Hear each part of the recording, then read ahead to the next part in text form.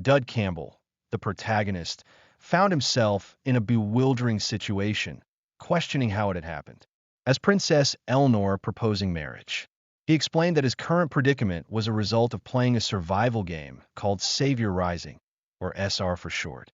This game, popular among young adults for its youthful academy setting, offered familiar yet stable gameplay.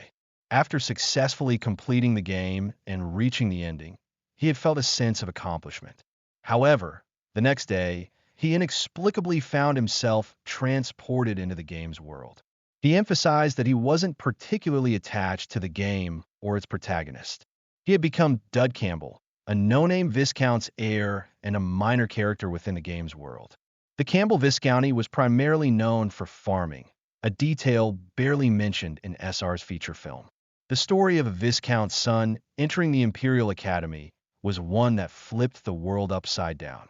As Dud prepared to leave for El Fonte Academy, his father, with tears in his eyes, bid him farewell, urging him not to cause any trouble.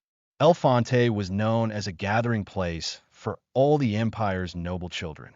His father's best advice for his low-ranking son was to avoid attracting attention, a sentiment Dud readily echoed, though with a markedly different internal intention.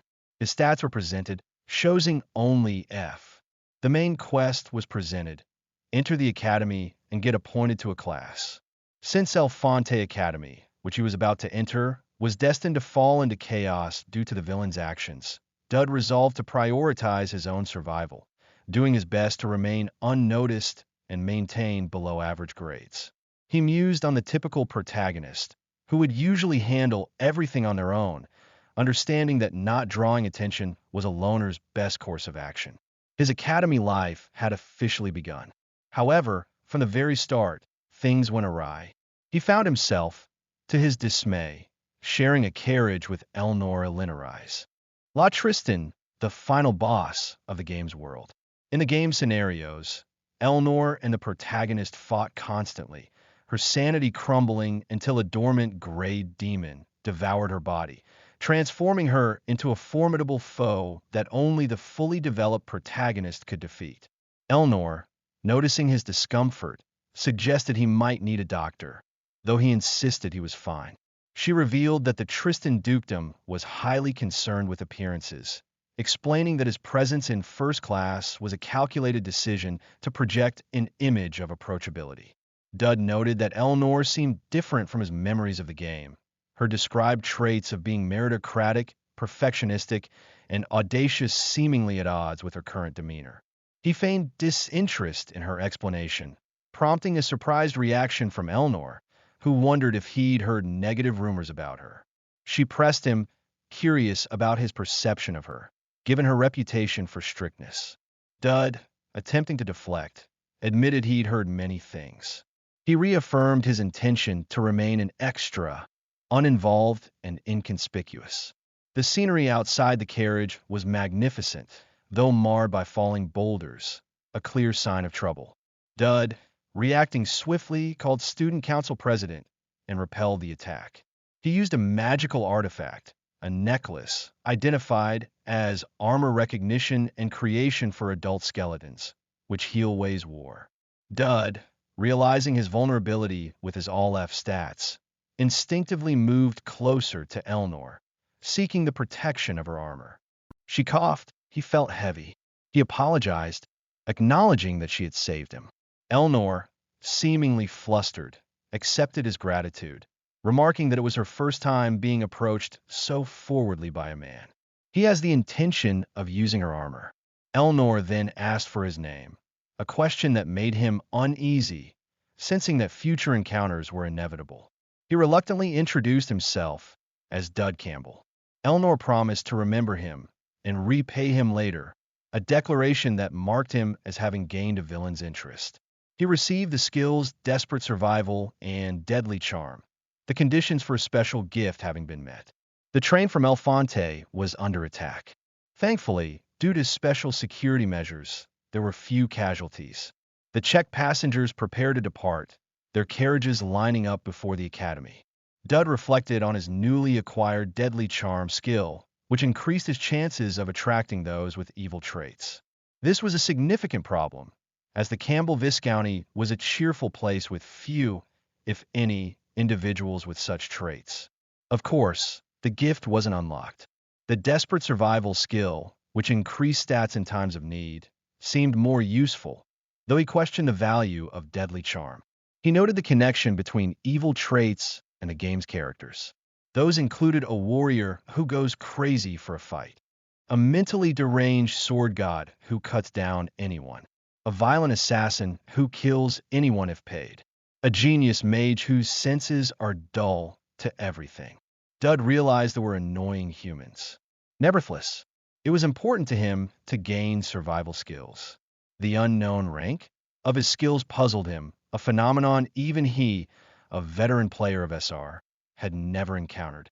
A psych assessment was requested. Dud made his way towards the academy. Despite the unfortunate incident, the freshmen were welcomed, with a speech declaring them incredible. An official inquired about Dud riding with Princess Tristan, pointing out his status as a Viscount son with no connections, and an alumnus of El Fonte from a no-name noble family. He began to wonder if the boulder attack on the carriage, carrying so many, was truly a coincidence. He was advised to avoid Elnor, as associating with high-ranking nobles could lead to trouble. Dud, however, realized he was already involved with her, despite his intentions. Even slander was common in the academy. Some students began calling his name and making fun of him. As the entrance ceremony's practical evaluation began, Dud, having been left without a partner, realized that he had to face the strongest remaining opponent. A female student approached him, offering a hand. She introduced herself as Elia Crixinax, the world's best genius of the game, and the future savior, the protagonist of Savior Rising. Elia Crixinax, the world's greatest genius, offered Dud her assistance, though he nervously insisted he was fine. She was also revealed to be the main character of Savior Rising. Dud, facing the protagonist of the game he'd been thrust into, wondered if he was doomed. News of Count Crichton and Marquis Galantier's arrival reached the other students. One student questioned Elia Crixinax's sanity. Another student expressed a willingness to talk Elnor Stolp forward. She inquired about the whereabouts of other students. Elnor explains she dealt with them.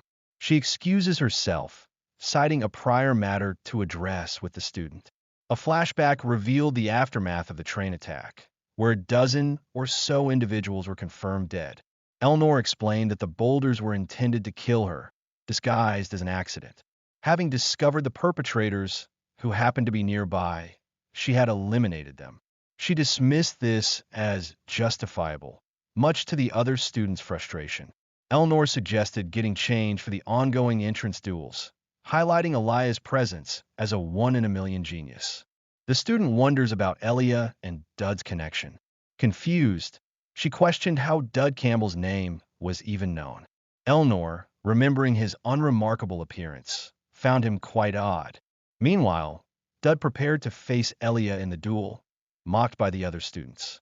He internally acknowledged his terrible stats, realizing that a direct hit from her could be fatal.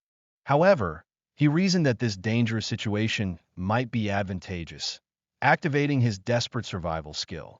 The skill was triggered, increasing his stats in response to the danger. Dud hoped that by surviving the duel, he could at least gain the villain's interest. With this information advantage and his stat buff, he believed he might have a chance. Elia, addressing him directly, urged him to be honest.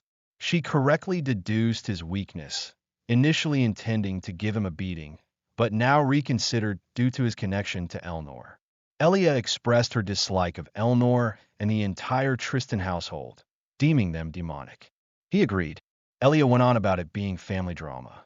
She realized she was only close to him because he reminded her of Elia. Dud internally suggested a pretend fight. He recognized that being noticed was the only way to survive, and Elia claimed that she liked him. Dud questioned his own action. He knew he had to give it his all, as seriously as his hatred for Elnor. His deadly charm skill activated, significantly increasing the villain's attraction towards him. Elia launched her attack, but Dud managed to dodge. Impressed, Elia acknowledged that he wasn't a complete weakling. She resolved to increase her effort, triggering a danger detection in Dud, though it wasn't deemed life-threatening. His desperate survival skill activated at EX rank, granting him a significant boost. He evaded another of Elia's attacks, surprising himself and the onlookers with his newfound agility, recognizing it as the highest rank possible. The spectators were shocked. Elnor, observing the duel, noted Dud Campbell's all-F stats on his first day at El Fonte Academy and his successful subjugation of Elia. Several possibilities arose. Dud was a proficient fraud, though opinions on him had quickly changed. It was noted that Dud had absolutely no combat skills or powers before the duel, yet his strike was undeniably real. No one in El Fonte, not even the instructor, would be okay after taking that hit. While the chances of Dud defeating Elia were initially zero, it was speculated that he might have temporarily increased his power through some illegal substance or tool. Another possibility emerged. Dud was an absolute monstrous genius. However, accepting his victory at face value was difficult. It was a great loss for the Academy to ignore a student with great potential. The instructors decided to observe further, expecting the truth to be revealed soon. The conversation shifted to the uniqueness of the new admissions, necessitating special treatment for some. It was suggested that if Dud was truly special, he would have a role to play. News spread rapidly about Dud Campbell, the new star of Margrave Kindred. Shocking defeat after enrollment, and speculations arose about his potential as a child of the Empire's Knight Commander, possibly possessing the greatest talent ever seen. Dud, reviewing the news and his status, saw that he had gained Elnor's interest, reaching Trust Level 2, with a reward ready to be claimed. He also accumulated curiosity points from various individuals. This progression, from curiosity to interest to trust, allowed him to use the points in the points store. Elnor had the highest curiosity level. However, the final boss has no interest in him. He received the Tristan sword technique from the Tristan house, known for their swordsmen, though he acknowledged their involvement with demons. Elia's curiosity level was at 4, but he couldn't receive rewards from her yet. Dud realized that only villains with positive interest offered gifts, and Elia was neither a villain nor had positive feelings towards him. Suddenly, Dud heard a familiar voice, and Elia called out, asking to enter his room. Dud, hoping she would leave if he remained quiet, found his hopes dashed when Elia announced she knew he was inside. Threatening to break down the door, she urged him to open it, wanting to talk. Dud was perplexed. She added that they should get to know each other better, leaving Dud even more confused about the unfolding situation. Some fan serves of Elia to start our chapter. Alina stands in a hallway. She looked to the side. She held a piece of paper, assessing Dud's uptight demeanor. She urged Dud to be friends. Elnor approaches her, expressing her unfamiliarity with befriending men. Elia drops a rolled-up piece of paper, wincing. Elnor advised her to be mindful of her surroundings.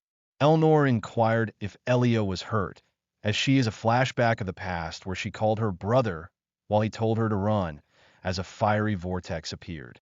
Elia, shaken, stated she was all right, instinctively grabbing her sword. She wondered if she could defeat Elnor at her current level.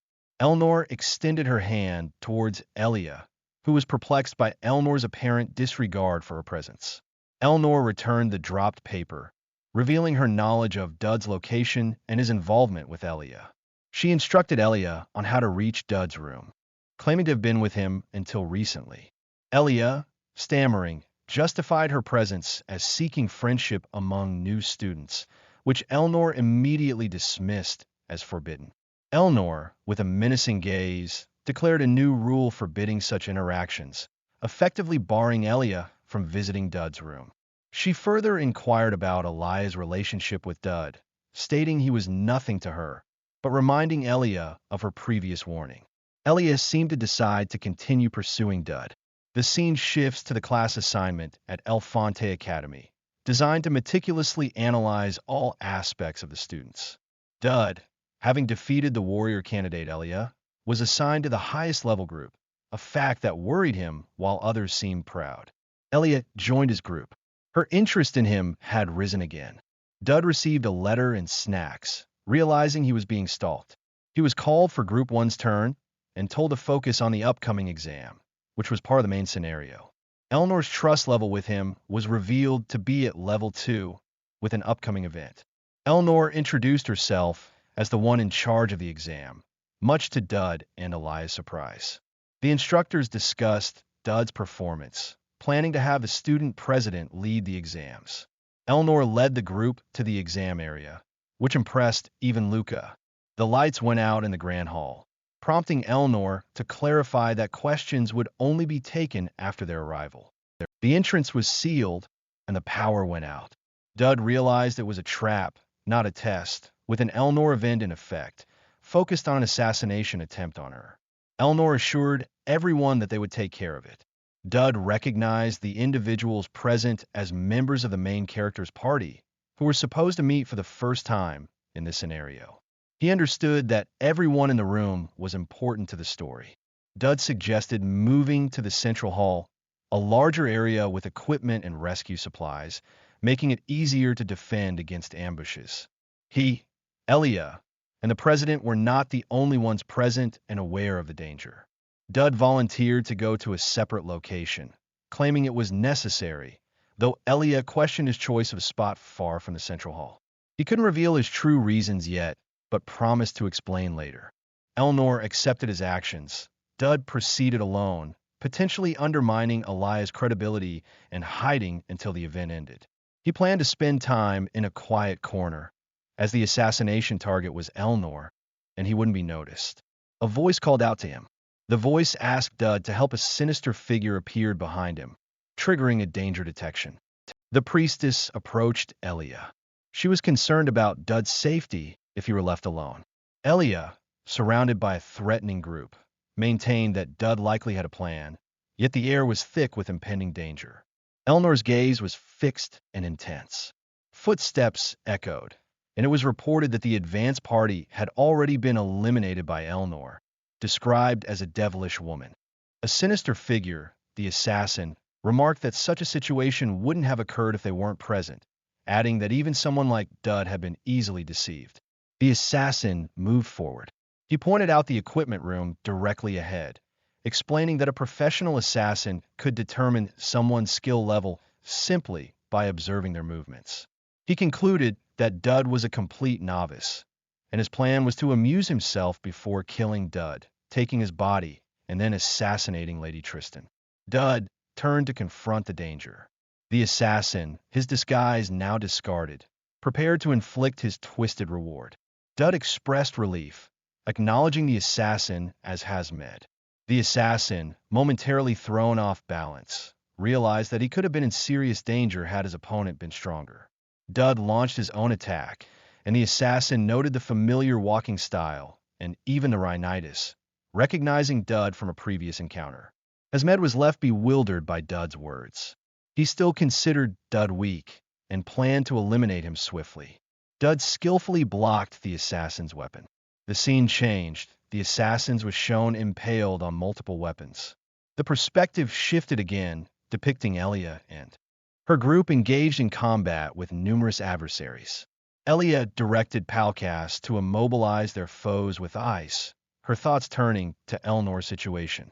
Elnor, with precise and deadly swordsmanship, swiftly dealt with her attackers. One of her opponents was left severely injured, coughing blood. Elnor interrogated a wounded attacker, threatening him with further violence if he didn't reveal whether more assassins were present. The wounded attacker identified himself as one of Hazmed of the Crescent Moon minions. Elnor continued her interrogation, demanding to know if the assassin was in the building or nearby. The injured man, unable to provide an answer, was struck down. Elnor delivered another brutal blow. He gasped, admitting that Dud had come with him. Elnor, fueled by the attempt on her life, questioned the assassin's motives. She explained that Hazmed of the Crescent Moon was a shape-shifting assassin who could impersonate anyone he killed, and asked who the easiest target in the current building would be. Elia's expression shifted as she realized the implications. It was surmised that Dud had intentionally acted as bait to draw out the strongest enemy, prompting questions about his actions and Elnor's relentless interest. Elnor insisted that she and Dud had no relationship. Elia remained unconvinced. The assassin was described. Hazmed questioned. Dud evaded another of Hazm's attacks. Dud successfully executed the Tristan sword technique, his proficiency with the skill increasing. A sigh of relief escaped Dud. Hazmed, recognizing the sword technique, realized he had underestimated Dud. Hazmed, now of understanding he'd been lured, questioned Dud's true identity. Dud's deadly charm activated, the villain now impressed by the intricacy of Dud's plan. Hazmed was lured by the game. Dud clearly stated his intention not to kill Hazmed. He wanted the word spread that approaching Lady Tristan was dangerous, using Hazm's near-death experience as a warning. His aim was to prevent the release of Elnor's Grey Demon, eliminating the threat before it could manifest. Hazmed, smirking, wondered what would happen if he returned. Dud, with a confident air, challenged Hazmed to try again, vowing to protect Elnor. Hazmed, subtly probing, questioned Dud's attachment to Lady Tristan, then prompted for a simple affirmation. Elnor's deadly charm activated once more, her favorability towards Dud increasing dramatically. Dud was caught by surprise. The increase continued. An exclamation of exasperation, "Geez," resounded within the academy. Brownie, Elnor's assistant, lay collapsed on a desk, overwhelmed by paperwork and the recent chaos. She expressed understanding for the Chancellor's anger, but questioned the immediate demand to track down the organizer of the attack, especially with a mountain of existing work. Elnor noted the internal disarray within the academy. Brownie confirmed the existence of a spy, deducing this from the route and timing of the assassination attempt. Elnor acknowledged that political maneuvers against her were commonplace, but she found this second, highly determined attempt particularly concerning. Brownie agreed, sensing something different about this incident, and predicted that whoever was responsible would undoubtedly act again. She added that the individuals who had been with Elia were all commemorated, even though every one of them had been subdued without any casualties. The core of the problem, Brownie pointed out, was Dud Campbell, the only one lacking any record of commendation. She stressed there was no logical reason for this omission, and the lack of explanation was unsettling. It was as if he was deliberately attempting to avoid the academic team's notice. Elnor paused, her expression thoughtful. Brownie, in a slightly teasing tone, said, "I wonder." Elnor was not amused. Brownie, startled and thrown back by Elnor's reaction, exclaimed in pain and confusion. Elnor, remaining calm and collected, questioned the meaning of Brownie's earlier outburst. Brownie, flustered, explained that she'd been distracted and unable to focus, adding that if Elnor didn't reveal her interest, she wouldn't be able to help. She then stated a growing suspicion about someone specific. When Elnor inquired who, Brownie hesitantly mentioned Dud Campbell. Elnor was silent. Brownie, surprised, initially questioned Elnor's interest in a country bumpkin, but immediately backtracked, realizing her mistake. She nervously added she did not know who caught her attention, and that she fears Archduke Tristan's reaction. Elnor firmly denied any such interest. She clarified that regardless of Dud's treatment, suspicions would naturally arise, and she needed to conduct a test. She believed that close monitoring would provide the necessary answers. Dud, presented with a document, was informed that his class assignment was being withheld due to the academic team's ongoing project to optimize results. He expressed a lack of anticipation, feeling as though he'd been relegated to an obscure class and disregarded. He questioned this exclusion, reasoning that according to the rules, he should be in the special class alongside Elia's group. A notification appeared, confirming the completion of the first main quest. His information was updated, revealing the next main quest: resolve the incident that will occur during the freshman reception ceremony. The reward for completion was listed as exclusive equipment material. The freshman reception ceremony was detailed as the event determining the protagonist's class, encompassing roles such as archer, warrior, mage, and priest. Class specialization would be determined by individual focus, and Dud, similar to Elia, would choose the sword, leading to a strength-centered build. The only problem was shown. Elnor's character information displayed a temporary increase in affection, with a special event possible upon a further change. Similarly, Elia's character information indicated a potential shift in affection. Dud realized that the final boss, the protagonist, and the main quest events were all coinciding, strongly suggesting an impending major event.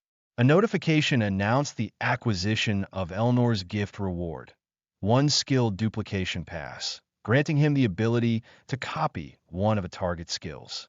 Dud was stunned by this power, realizing he could potentially copy the final boss's abilities. He reflected that it would be a waste to use this now. He considered that Elnor, much like the protagonist Elia, was a character capable of growth, acquiring powerful cheat skills later. He saw no reason, therefore, to use skill duplication immediately. He resolved to prepare for the event scheduled to occur in 3 days. He was confident, knowing something that would significantly improve his chances of survival. Dud was standing before an old equipment warehouse. He expressed satisfaction with the points store, having obtained items like a haste potion, a shadow mask, and catwalk shoes. After circumventing the security measures, he'd reached a location known to experienced SR players as a prime treasure farming spot. He reached out, and with some exertion, retrieved a vitality recovery biscuit, which promised unparalleled stamina restoration. He acknowledged the advertisement-like description, but confirmed its actual effectiveness. He then began to search through a collection of items. After finding everything else, he discovered the most crucial item, the Ultima of Divinity, an ancient incense burner containing 1,000 years' worth of stored power. Pleased, he confirmed he'd acquired everything he needed. A sudden noise startled him. A massive, partially ruined, and animated stone structure loomed before him, emitting an uncanny glow. Dud, staring in disbelief, found himself gazing up at the animated construct. He internally lamented that things had been progressing too smoothly. A female figure, Yuria, appeared, floating ethereally, and was identified as Yuria Greyhouncer, the boss of Chapter 2, also known as the Cursed Sword Goddess. Dud realized that the item he'd just taken was originally hers, explaining her unexpected presence in this location. A dangerous situation was detected, quickly escalating to a life-threatening level. His desperate survival skill activated at EX rank. Yuria, waking up, attacked Dud violently. Yuria, with swift, powerful strikes, batters Dud. Now, however, it's a matter of life and death. Dud grits his teeth, struggling against the onslaught. He desperately claims it's a misunderstanding, that he wasn't intending to do anything while Yuria was asleep. Despite his EX rank strength, his entire body aches from the relentless assault. Yuria, unleashing a flurry of attacks, demands he beg for his life. She uses chains and ki to subdue him. Her attacks send him reeling, his body scraping against the ground. He is launched, then slammed back down with brutal force. Yuria, aware of how to avoid further harm, delivers a devastating strike. Dud manages to deflect the blow, albeit with visible strain and pain. A description highlights Yuria's curse, a radius of 3.5 steps within which any enemy is defeated, but in return, she cannot take a single step forward. A glowing question challenges Dud, wondering, "Can you take a step forward?" Yuria counters, stating there's no way he can escape. A close look at her face. Dud realizes this is her personal area, a space isolated from everyone else, rarely visited even by the teaching staff. He offers her a biscuit of energy recovery, claiming people are always hungry in such situations. Yuria scoffs, declaring she won't fall for such simple tricks, and questions his attempt to bribe her with food. Dud, in a playful, almost childish manner, chases after her with the biscuit. He insists it was a mistake and that one can't communicate effectively with a hungry person. Dud reflects on his near-death experience. Yuria, now also eating a biscuit, questions his presence and identity. He tries to avoid admitting he came to steal, but can't bring himself to lie. Yuria presses him, mentioning that someone she knows asked her to look after him. Dud is surprised. He realizes that it's unlikely he would have encountered Yuria so early in the game's timeline, and leaving things could be useful in the future. Dud mentions her sister is doing well in the Holy Empire. Dud, relieved, expresses his need to lie low, promising to return. Yuria explains she's originally from the Holy Empire, hiding in Elfonte due to the Holy Emperor's actions. Her sword, a notoriously evil item, is the binding vessel, subjecting her to a 3-step curse. Dud muses that it's probably safe to tell Yuria, the last of her family. He empathizes with her hardship. A flashback shows various academy locations. A professor announces the upcoming freshman reception ceremony, and a group of students is lectured on the academy's history and structure. The professor highlights the event as a tutorial for gathering information about the world. A student, Housemaster Ophelia. She is well known for her Void Zone. A character describes the Void Zone, a restricted area where punishment is certain. It's described as the remnant of a historical war between heaven and hell. This is where God's messengers and empowered warriors bound the demons. Despite the passage of hundreds of years, the clashes between death energies and divine energies continue, making it a critical area should the demons break free. The Holy Empire, the Tribal Alliance, and the Empire have created the Golden Triangle to monitor the situation, which includes Elfonte and other academies. Housemaster Ophelia approaches, asking if they can get closer for a look. The professor allows them to stay at the edge of the Seraph's protective barrier, assuring their safety within it. The housemaster states that from here the group is to split, have lunch, and reconvene. Dud decided that he is doing something else. A group gathers behind the barrier, with angels, known for flipping mountains and drying oceans, and a seraph above them, having created the barrier. The group plans to have lunch there. Dud, attempting to be discreet, tries to eat further away from everyone. Ophelia stops him, warning him not to wander off, as his classmates are talking about him. A student with blonde hair scoffs at his newfound cockiness and dismiss him. Preparations are complete, involving a powdered unicorn horn, a phoenix feather, and a coralberry fan. Dud, eager, prepares to use the Ultima of Divinity, a portable thurible. He explains that it allows him to reach beings that normal people cannot even dream of reaching. Dud stands before a radiant expanse, the culmination of his efforts with the Ultima of Divinity. A scene unfolds with workers, angelic beings among them, flattening the ground. Someone questions where the Allied forces are. It's revealed the Jirian guys were mistakenly blamed, and they were simply digging, not flattening. The ground is described as incredibly hard. The angels question Dud's, a mere human, presence. One observer notes Dud has been quietly watching for a while, preferring his silence to his interruptions. An angel, seemingly frustrated, asks why the other angel stopped digging.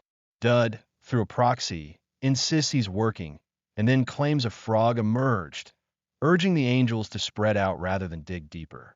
Loudspeakers blare in the background. A truck arrives, delivering holy mud bricks, and the angels are instructed to unload them. One angel questions why he is eating a cloud cracker, while another reminds him to save his energy for driving. They are urged to hurry by one of the angels. The captain reports that the food shipment is delayed due to a vehicle malfunction.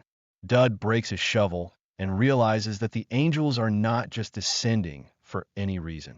The angels are described as having a military-like hierarchy and chain of command. It's revealed that direct interaction with high-ranking angels is normally impossible until much later in the game, after Chapter 2. Dud, however, knows what they want, something simple and basic. Dud sets up a picnic with various boxed meals, impressing the angels. An observer notes Dud's hearty appetite and wonders what he brought. The angel overseeing the work rebukes the others, reminding them they haven't met the conditions to descend and should focus on moving bricks. Dud offers the angels food, advising them to eat before continuing work to avoid exhaustion. The offering transmission is complete. Dud gives a cupcake to the boss angel. The angels are granted a 10-minute break. Dud asks if there are any sweet rolls, and he's told there's steak, too. He is seen as a surprisingly sensible. The head angel sits and states that the laws of this world differ. Dud asks that his request be met. The angel is impressed by Dud's directness, accepting the offering without negotiation, much to Dud's surprise, as he had prepared numerous negotiation cards. An angel wonders why Dud isn't valued, and the head angel acknowledges insight. The angel recognizes Dud's potential and his valuable, undeveloped ability, suggesting investment in it. The trait is suggested as loved by evil. A female figure appears, proclaiming that the gift Dud possesses is far stronger than he realizes, though its effectiveness depends on him. She attributes his situation to being caught by a cruel yet friendly monster. Dud is annoyed, and he thinks about survival and strategy. The observing angel sees Dud as a great man in the making, unconcerned by his presence. Dud receives a blessing.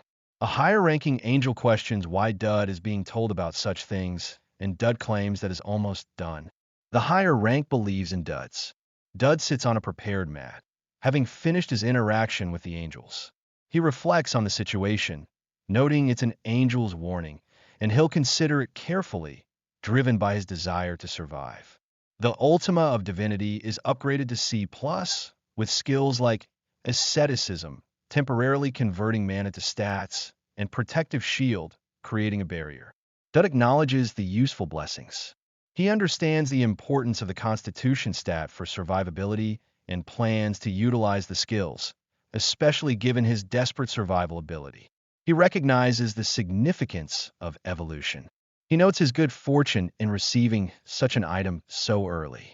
The problem, however, is using mana, a pipe dream for someone without a relevant trait. Dud realizes this is why he came to this place, as ignoring instructions isn't his specialty. He overhears a conversation about forming teams of two. The instructor wonders about Dud's partner.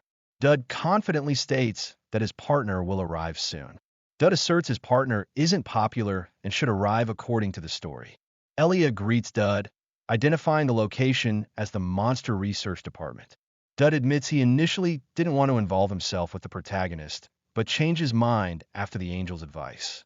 He expresses a desire to get to know Elia better, asking if it's still acceptable. Elia wonders.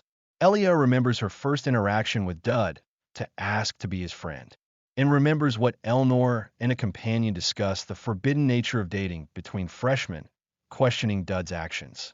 As she asserts that she and Dud have nothing going on, Elia is amused by Dud's make Elnor jealous strategy. The scene opens with a view of the Academy mock dungeon, a large, imposing structure. A shadowy figure, likely a subordinate, expresses concern to Master Dud about the upcoming challenge. Elia, standing beside Dud, reassures him, asking for his trust and reminding him of their supposed friendship. Though she pointedly recalls his attempt to attack her when they first met, a fact she admits she was also responsible for. Dud, seemingly taking charge, instructs Elia to follow his lead if she wants to be friends. He gives a countdown, 9 o'clock, 3 in total, triggering a monstrous wolf's appearance and a surprise reaction from Elia. Elia, in mid-combat with the wolf, is further alarmed when Dud shouts that 2 more creatures are approaching from the ceiling. These creatures are revealed to be bat-like, with stitched-up faces and glowing red eyes. Dud provides tactical advice, shouting that their weak point is the neck and that Elia should target their bodies, not their wings. Elia successfully executes a powerful strike, slicing through the air. She becomes frustrated, however, demanding that Dud stop ordering her around and assist. He refuses. Dud, seemingly dodging an attack, warns Elia about incoming daggers, instructing her to deflect them and hold out for 10 seconds. Elia skillfully parries the projectiles. Dud continues his rapid-fire instructions. Good. Next is a paralytic poison. The ejector is on the right.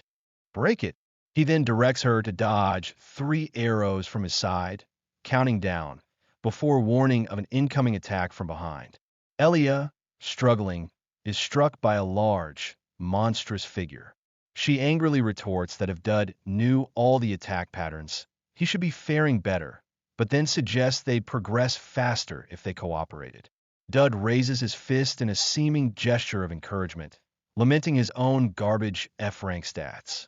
He reflects that desperate survival won't activate in a mock fight, as there's no real malice. The artificial beings are just following predetermined actions. He grimly acknowledges the need to rapidly increase his stats. Elia, continuing to battle, shouts Dud's name in frustration. Dud internally questions if he was being too harsh. She strikes at one of the monstrous adversaries. Elia appears exhausted and irritated. Dud, observing Elia's performance, has a surprised look. A celebratory shower of confetti rains down as Elia defeats her opponents, earning praise for breaking the previous record. Elia, confused and gasping for breath, wonders what's happening, noting she fought alone but still set a record. Dud, with a smug grin, admits he's a tryhard at the game, attributing their success to luck. Elia, though still visibly annoyed, is told that the next area is more difficult. A scene shift shows two figures, one cloaked and the other identified as the Dean of Spellcraft, Percy, observing Elia and Dud's progress. Percy comments on the need to allocate more funds to mock battles next year. Conrad, another character, confirms the mock dungeon was designed by the department. Conrad expresses his interest in the next term's warrior candidate, referring to Elia, while Percy is more focused on Dud. Percy dismisses the notion that Dud is simply exploiting the warrior candidate. He rejects the idea, saying this is not Mage's work. He emphasizes that although Elia appears stronger, Dud is the key. His positioning, orders, and timing are all highlighted as evidence of his perfect judgment. Conrad concludes that everything is calculated, as if Dud has experienced the battlefield thousands of times. Conrad suggests a bet to Percy, and the scene provides context. Conrad Valdador of the Knighthood Department has grown interested in the pair. The Dean of Spellcraft proposes a bet on whether Dud and Elia will break the record set when they were freshmen. Percy is skeptical, wondering why the Dean would go so far. The Dean offers a seemingly impossible reward, the right to make any single request of Percy. Dud, with a confident expression, declares that breaking the record is obvious. Elia is surprised. The Dean is betting on Dud. The scene changes. The words, "Geez, what's going on here?" appear in the text. Brownie addresses Elnor, requesting water and expressing concern about Elnor's recent behavior. Elnor, seemingly exhausted and sprawled on the floor, vaguely mentions something she wants to remember. A flashback begins, revealing a dark rumor about a demon in the Tristan bloodline. The rumor has two sides. One is the inhuman prodigiousness they possess, and the other is the occasional burst of madness, characterized by explosive violence and degradation of sanity. Elnor drinks. She dismisses it, stating that it is nothing to be concerned about. Brownie reminds her of the immediate report information. Brownie relays information from a junior, stating that Dud Campbell is currently with the next term's warrior candidate. Elnor identifies the warrior candidate as Elia Crixinax, the girl who fought Dud. She deduces that they're paired up, likely because the mock battle requires teams of two. Elnor finds it. She breaths. She concludes with a command, "Take me there," even though Brownie had told her there's not such a big deal. Dud, holding his sword, is questioned by Elia about his plans. He acknowledges her skill, but questions whether it's worth challenging the all-time record, to which he confidently affirms. Elia, taken aback, comments on his self-confidence and asks if he has a good reason for this endeavor. Dud explains that it's easier to aim for weak spots due to the artificial monster's consistent movement patterns, a detail he can't reveal to her. So, he told her because she is with him. Meanwhile, Conrad and Percy discuss the upcoming adjustment to the mock dungeon's difficulty for the final section, noting that higher difficulty settings grant bonus points. Percy advocates for setting it to the highest difficulty, much to Conrad's disbelief, as it approaches the danger of real combat and could potentially lead to fatalities. Conrad, however, agrees to meet Dud's implied demand. Elia, nervous, is reassured by Dud that it's already spilled water, implying it's too late to turn back. Percy expresses disbelief at Conrad's decision, reminding him of a similar situation with the last freshman group. Elia, however, believes this time is different because students might actually die, a risk she's willing to explore. Conrad is fine. The scene shifts to the mock dungeon, now teeming with a multitude of monstrous creatures. Conrad announces the activation of slaughter mode, urging the freshmen to prove themselves, prompting an outcry from Elia. Percy worries that their group is finished. A danger notification appears as Dud faces the overwhelming horde. The level of danger is determined to be life-threatening. Dud effortlessly slices through a monstrous rhino. Conrad, observing with excitement, cheers on Dud and Elia. Elia, with a confident smile, acknowledges Dud's abilities. Dud evades a monstrous wolf's attack. He then skillfully strikes and defeats a large, tree-like creature, surprising everyone with his seemingly effortless combat prowess. Dud skillfully slashes his way through the monsters. Percy acknowledges Dud's earlier perceived weakness was feigned, though he admits he wouldn't have reacted differently without prior knowledge of Dud's skill change. He reflects that as time passes, both Dud and the monsters will grow stronger simultaneously. Dud is shown swiftly moving, dodging, and attacking. Elia parries, a devastating blow on a large, spider-like creature. She shouts to Dud, signaling him to unleash his attack. Using her as a stepping stone, Dud, ascending above a monstrous foe, executes the Tristan sword technique, La Volpe, unleashing a powerful, decisive blow. The pair is congratulated on their incredible strength, officially breaking the all-time record. Dud is surprised. He is illuminated by a bright light, signaling another achievement. Conrad reacts with explosive excitement. Dud is lauded for setting an unbreakable record, clearing Elfante's artificial monsters with ease. Elia thanks Conrad for his efforts. Conrad, having won his bet against Percy, declares his victory. He receives his reward, a document granting him the ability to request any favor from the Dean of Spellcraft, along with the rental of an item from the Vision Warehouse. Elia and Dud are amazed, realizing the significance of the reward, as it's not something freshmen usually have access to. Elia questions Dud's constant calmness, noting his apparent foresight and lack of surprise. Dud, slightly condescending, claims he knows everything, much to Elia's annoyance. She reaches out to fist bump Dud. She corrects him, explaining it's a fist bump between friends. Dud internally reflects on the situation with a degree of seriousness.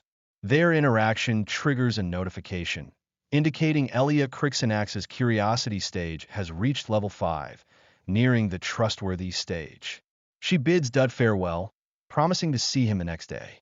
Dud internally reflects on her, uncertain whether she's friendly or simply strange, a sentiment he shares. Elnor suddenly appears, addressing Dud. Elnor, with a pointed gaze, asks Dud if he likes that freshman, referring to Elia. Dud, startled, clarifies that Elia is not his girlfriend, and it is obvious, and since desperate survival hasn't been activating, and Elia shows no intention of harming him. Elnor states she'll only repeat herself once.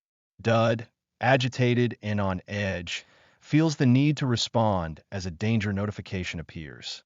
Elnor asks a question, which Dud nervously attempts to answer. He mentions training with Elia. Elnor's sudden change in demeanor confuses Dud. He angrily rebukes Elnor, calling her an idiot for suggesting their relationship. She playfully wonders if he's missed her.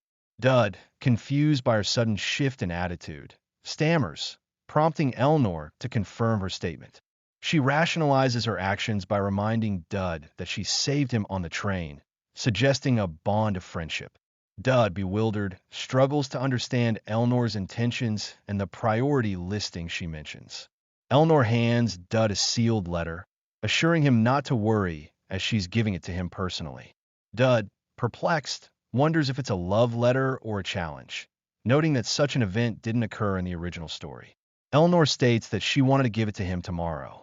She instructs him to open it when he's alone and then departs. Dud, now alone with the letter, considers his options. He initially thinks he shouldn't have opened it, realizing Elnor wants him to become her partner. He remembers the upcoming freshman welcome party and that partnering with Elnor isn't inherently problematic. It's simply time-consuming. The real concern is the penalty for rejecting her offer, which could lower her affection and potentially turn her hostile. Dud, contemplating his dilemma, is interrupted by Elia, who catches on quickly, deducing that he's received another partner request. She presents him with a similar letter, marked with a bear seal. Dud, overwhelmed and flustered, struggles to explain the situation, emphasizing that he almost died and that someone else is also presenting him with a request. Elia, with a sly smile, claims she made up her mind during the mock battle and intends to thank Dud for the rules the student president made. She urges him to read the letter, leaping from a height in a playful manner. Dud, exasperated, wonders at the abundance of strange characters in this world. He suspects Elia's letter is another partner request, possibly a challenge. He considers Elia's mention of a surprise. He thinks about Elnor, and Elia, bathed in fiery light, intensifies Dud's anxiety. It's a partner request, as they are shown together. This situation, with both the final boss and the main character vying for his partnership, deviates significantly from the original story. Dud laments the lack of easier choices. He weighs his options. Partnering with Elnor would paint him as a villain in Elia's eyes, while partnering with Elia would incur Elnor's hostility and potentially lead to his death. Refusing both is equally disastrous. He realizes both women are still in the interested stage, presenting a major problem. He wonders whether to accept both offers. The scene shifts to the freshman welcome party, with students mingling in a grand hall. The hall is crowded with students. Elia, observing the scene, comments on the large number of people, describing it as a pig's pen. She thanks Dud for accompanying her. Dud, showing a hint of annoyance, responds curtly. They walk together. Dud activates Clone Walker, a skill costing 10,000 points, to create a clone with all his buffs. He realizes he had to utilize all of the points. He envisions a double date scenario, understanding the penalty for being caught. He clears his throat nervously, aware of the potential pitfalls of his plan despite the large crowd. He intends to use the cold gentleman persona to manage the situation. As a roar of a monster caught him, a monstrous beast appears, a cage being pulled by horse. Causing chaos, Dud identifies it as a monster from outside, realizing it's an experiment meant to escape and trigger the main event. His priority is survival. He activates Pheromone, a skill intended to influence Elnor and Elia. The pheromone takes effect, confusing Dud. Elnor approaches him. She questions the scent, suspecting he's used something, but dismisses it, claiming the flowers in the area simply smell pleasant. But Elnor finds his reaction funny. Dud flustered from Elnor's reaction. A notification confirms the pheromone's effect on Elnor, who is actively resisting their influence. Dud, panicking, plead for her to stop. Elnor suggests they explore the nearby stalls before the event begins, taking Dud's hand and instructing him to lead the way. Dud, internally, realizes that his clone and Elia should have met by now, and his priority is to prevent them from encountering each other. Elnor hopes that nothing bad occurs. Dud, accompanied by Elnor, suggests visiting a snack stall, and he thinks all his clone and he have to do is to escort them both. He specifically recommends wild boar skewers, knowing Elnor's figure-conscious nature, hoping to subtly reduce the pheromone's effect. Elnor, though, seems to know exactly what he likes, which Dud attributes to coincidence. He coughs, attempting to maintain a distance from her while strategizing. Elnor leads Dud to an accessory stall, wanting to keep Elia away. She picks up a button and suggests he buy something for her. Dud thinks of buying something for Elnor to lower her affection, and he proposes the button. Elnor playfully mentions needing a button for one of her uniforms. They sit down to discuss their majors, with Dud revealing his intention to study theology. Elnor suggests he rethink his decision, believing his talent would be wasted outside of the Knights. Dud insists there's something he wants to learn in the theology department, having chosen this path for a specific reason. He explains his need to learn something there to protect what's precious to him. When Eleanor inquires about what he wants to protect, he states it's his life and her downfall to himself. He clarifies that holy skills are crucial for his survival and achieving the ending he desires, a goal he's pursued since childhood. He remembers the upcoming secret society incident, where the chapter boss is unusually weak against holy skills. Eleanor, seemingly intrigued, questions his involvement with her, mentioning the Tristan family's curse. She's referring to the curse that turns family members deranged, a condition she believes can only be prevented through mental training. She stares into Dud eyes. She mentions the angel's blessing, a rare occurrence where two archangels bestow a single blessing. Despite the Tristan family's achievements, she questions Dud's closeness to her, wondering why he's always present during assassination attempts. Dud presses for her intentions. He states that is what he will protect, is her. Eleanor challenges him, stating that if he doesn't protect her, he'll die, adding that she doesn't have any other reason for her actions. She admits to knowing this from the start, finding Dud an odd man. Dud, relieved, claims he told Eleanor the entire truth, hoping to satisfy her curiosity.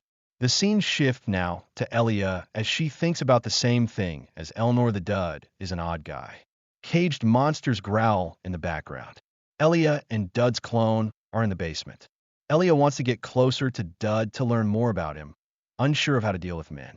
Elia discovers that the basement contains living monsters used for the Academy's experiments. A monstrous wolf snarls. Elia realizes that. Even larger monsters are present, and a strange device is attached to the cage. Suddenly, the device exploded. The noise reached where Eleanor and Dud, as screams erupt from the crowd. Elia and Dud's clone are thrown. Elia wonders why the clone is protecting her. Dud's clone states that it is his job. Elia, seeing the danger, realizes Dud is protecting her. Two large monstrous creatures with glowing red eyes growl at her. Dud's clone looks at two pipes. Elia states, "Anyways, thank you for protecting me." She stands up, grabs a steel pipe.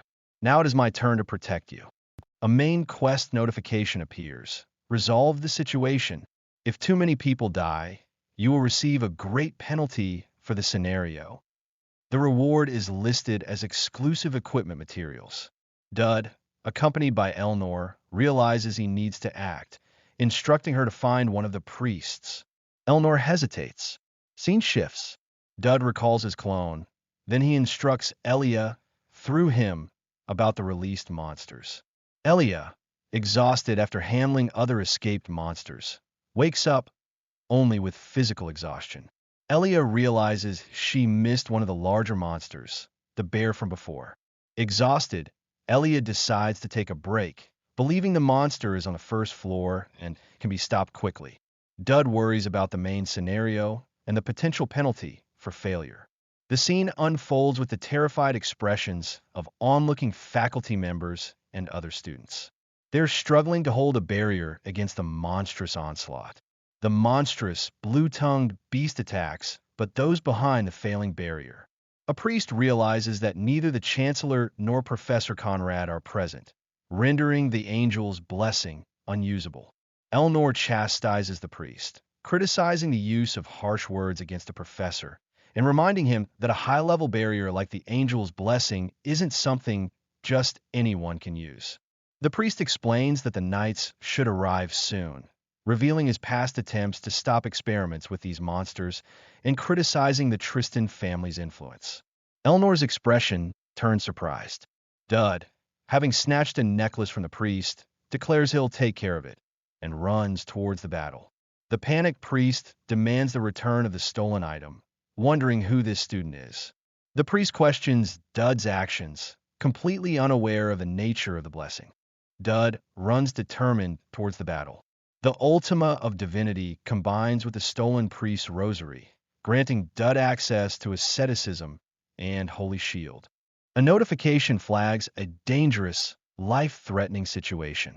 Desperate survival activates at EX rank as Dud confronts the monstrous bear. A professor calls out to Dud, questioning his reckless charge. Dud uses asceticism, converting all additional stats into Constitution. He then activates Holy Barrier, creating a protective shield against the beast's attacks. Dud braces himself against the impact. Faculty members are astonished, recognizing the angel's blessing and questioning how a mere student could utilize it. Dud is knocked back by the monster's relentless strikes. Elnor is surprised by the events. She is not surprised anymore by his action. She had often seen him hide his true potential. The priest cannot comprehend how the monster isn't able to break what he considers a simple barrier, realizing that the student, Dud, is projecting it. Elnor looks at the shocked face. Elia apologizes, acknowledging that the priest was useless. Elia stumbles, revealing she had just come up from the basement, exhausted. Elnor tells Elia to disregard the situation with Dud. Elnor comments on Elia's condition. She questions how Dud, who isn't even a battle priest and supposedly needs 10 years of training, can wield such holy energy. She internally recalls her own past statement. He needs to learn something in the theology department, and that he wouldn't do this with any other reason. Elnor is deeply contemplating Dud's actions. Elia, reflecting, suggests that even a stored blessing should have limits, implying that Dud is displaying unusual kindness. Elia states he is doing this for both her and the Tristan family. Dud is struggling. Elnor has no reason why he would do all of this. Elnor, sitting alone, reflects. Her life has been characterized by isolation, a cold existence where connection felt impossible. But in the fleeting interactions with Dud, a flicker, a glimmer of something different has sparked within her. A warmth she hadn't known she craved. Elnor, lost in thought, considers the implications. Steeling herself, Elnor draws her sword, muttering, "You really are a strange individual, Dud." The monstrous bear relentlessly struck at the shimmering holy barrier protecting Dud. A cry of "President!" echoed as faculty members watched, stunned, while Elnor's eyes reflected a blend of concern and steely resolve.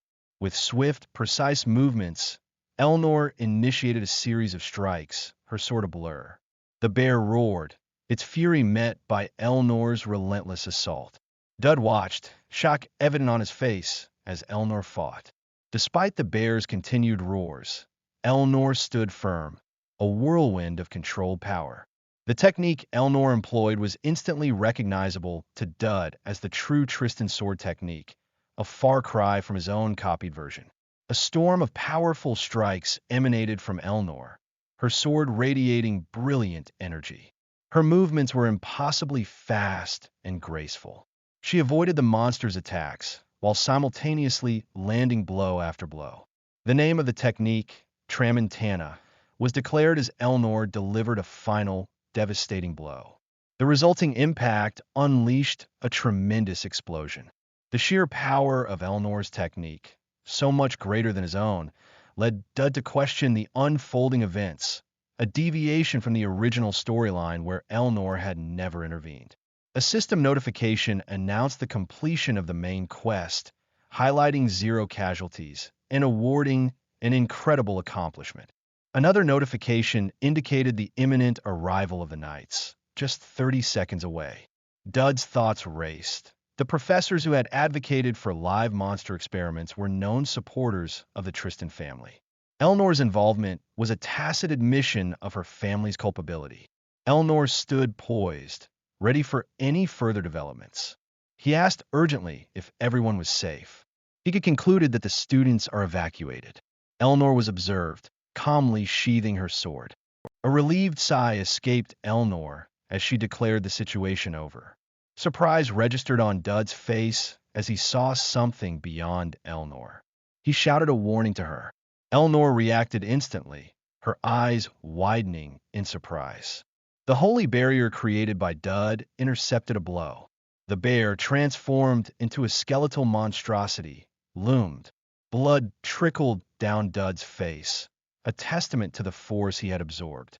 Dud forced his eyes open, facing the monstrous threat. He awoke suddenly, finding himself in his bed. It was explained to him by Chancellor Atlanta herself, that the monsters were defeated and Elnor was unharmed. Her presence was unexpected.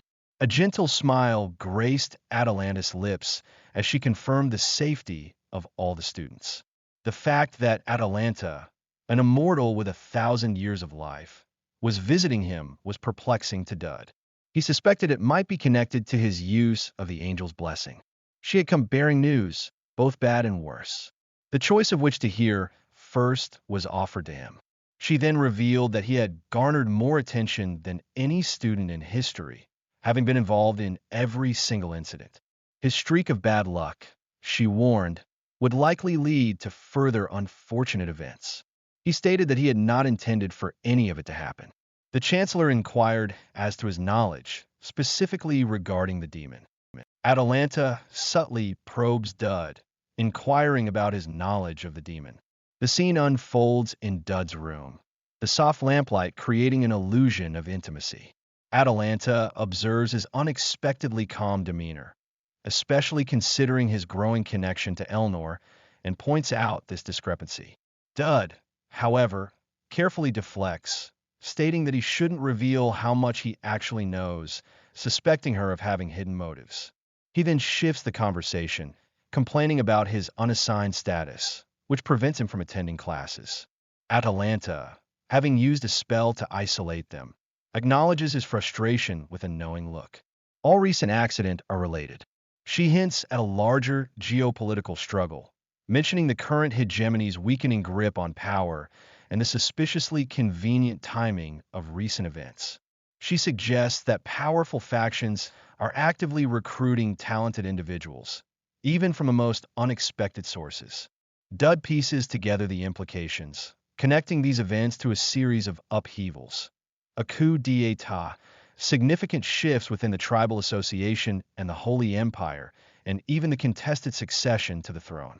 Atalanta is visibly taken aback by his insightful deduction. She remarks on the potent golden triangle formed by Dud, Elnor, and Elia, though she notes their current perceived insignificance on the grand stage. She reveals that the entire continent is reeling from the ripple effects of this power struggle. A map is presented, highlighting the three major factions vying for dominance: Elfonte, the tribal association, and the Holy Empire. Dud realizes that the events he's been entangled in should have drawn considerable attention, but the factions haven't yet made a decisive move, likely due to intentionally restricted information flow. Atalanta confirms his astute observation, praising his political acumen. She hints at a looming crisis. Forebodingly, she shows him a vision. He sees it, a world consumed by fire. She then presents him with a seal, identifying it as the mark of the Purifiers. She explains more about it. The Purifiers, a clandestine, demon-worshipping organization, are actively working to bring about the world's destruction. He confirmed that he knew it. Their involvement is suspected in several attacks, including those targeting Elnor and the Tristan family. Atalanta then entrusts Dud with an interdimensional key, describing it as a balance-breaking artifact capable of opening portals to other worlds. Dud immediately recognizes its significance. She tasks him with investigating the Purifiers and their plans, promising further rewards based on his findings. Dud agrees to maintain complete secrecy about their conversation. Atalanta then shifts the focus, pointedly inquiring about the nature of his relationships with both Elia and Elnor. Dud, visibly flustered, insists that they're simply getting along. Atalanta seems unconvinced. She ends by reiterating her warning about the world's end, should he fail in this crucial task. Dud, left alone, internally questions the apparent fragility of the world, given how easily it seems to be threatened with destruction. He reflects, with a touch of dark humor, that the ultimate goal of the antagonist can seemingly only be achieved through the combined, albeit unwitting, actions of himself, Elia, and Elnor. The scene shifts to a view of the majestic academy building. Dud begins to seriously contemplate the implications of the interdimensional key. He mentally acknowledges that obtaining such an item should have been impossible for a player at his current stage, strongly suggesting a fundamental disruption of the game's intended main scenario. He is found by someone. Conrad finds Dud in the hallway. Conrad is here for him. Conrad, noting Dud's currently unassigned status, informs him of a temporary assignment. He presents Dud with an official document detailing the assignment. Starting the next day, Dud will be attending classes alongside both Eleanor and Elia. Dud is visibly stunned by this unexpected development. The chapter closes with a sense of foreboding, as Dud is now thrust into an even more complicated situation, caught between two powerful and potentially volatile individuals, with the fate of the world hanging precariously in the balance. A professor is lecturing, emphasizing the versatility of the sword as the most basic weapon in any situation. Eleanor interrupts, posing a question about dealing with obstacles, referencing a previous discussion. She further challenges the practicality of the theoretical knowledge being presented, suggesting it wouldn't be useful in a real battle. The professor is visibly flustered by the interruption. He defends his lecture, pointing out that even a skilled knight can be defeated by a ranged weapon, and stressing the importance of training in complementary skills like archery or throwing techniques. Elia, with a sly expression, subtly agrees with the professor's assessment. Dud internally grapples with the situation. He notes that a swordsman can always improvise using their environment. Eleanor, in her characteristic bluntness, criticizes Elia. A tense exchange follows. Elia retorts.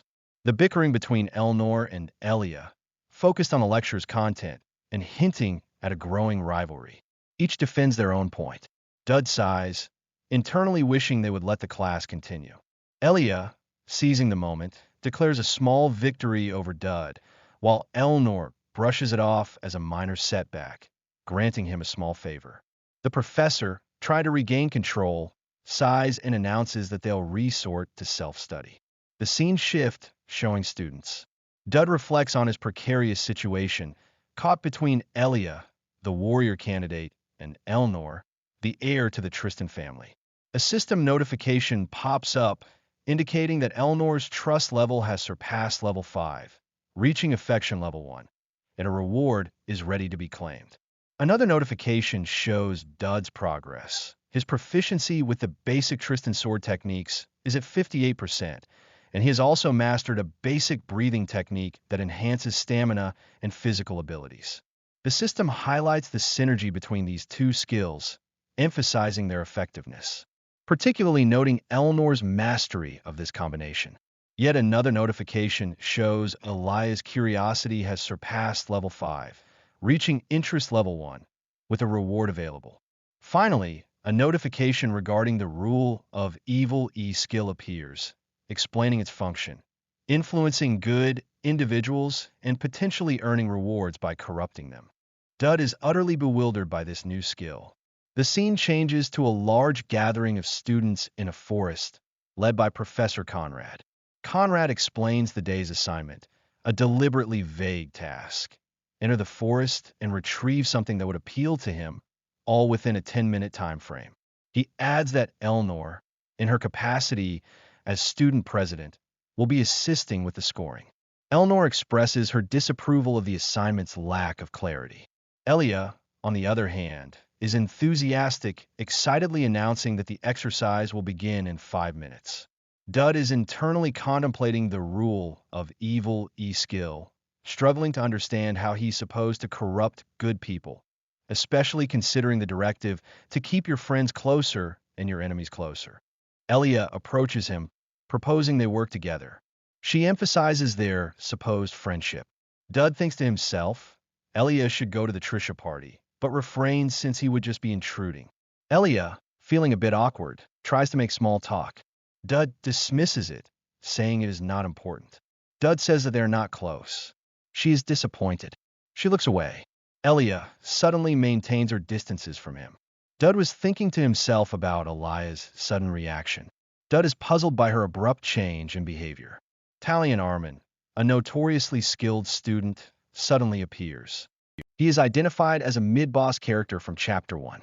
Talion is annoyed by the attention he is getting from Elia and alone. Dud, thinking that this is a good opportunity to test his new skill, Talion is furious.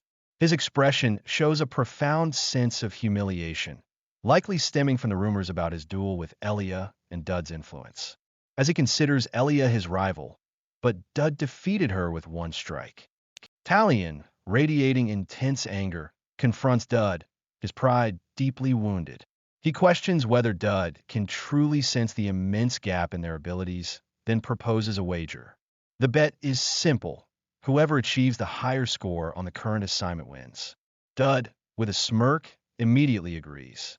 Elnor, observing the unfolding drama, approaches Professor Conrad, remarking that the students aren't taking the scoring process seriously enough. Conrad, however, seems unconcerned, implying that he has his own methods. He then pointedly asks Elnor about Dud's score, revealing that Dud already has a perfect score despite not having submitted anything. Elnor, though initially surprised, quickly recovers and asserts that Dud deserves it. She challenges Conrad's implicit criticism, stating that if he doesn't believe it, he should observe Dud himself to understand. She then announces her departure, stating she'll return shortly. Conrad and Elnor exchange knowing glances. She's aware of his intent to remain close to her. The real motive: she doesn't want him to be alone with a warrior candidate. Conrad, subtly manipulative, suggests that Elnor always has the option of expelling Dud if she deems it necessary. The scene shifts, focusing on the priestess, Trisha, holding a distinctive rosary.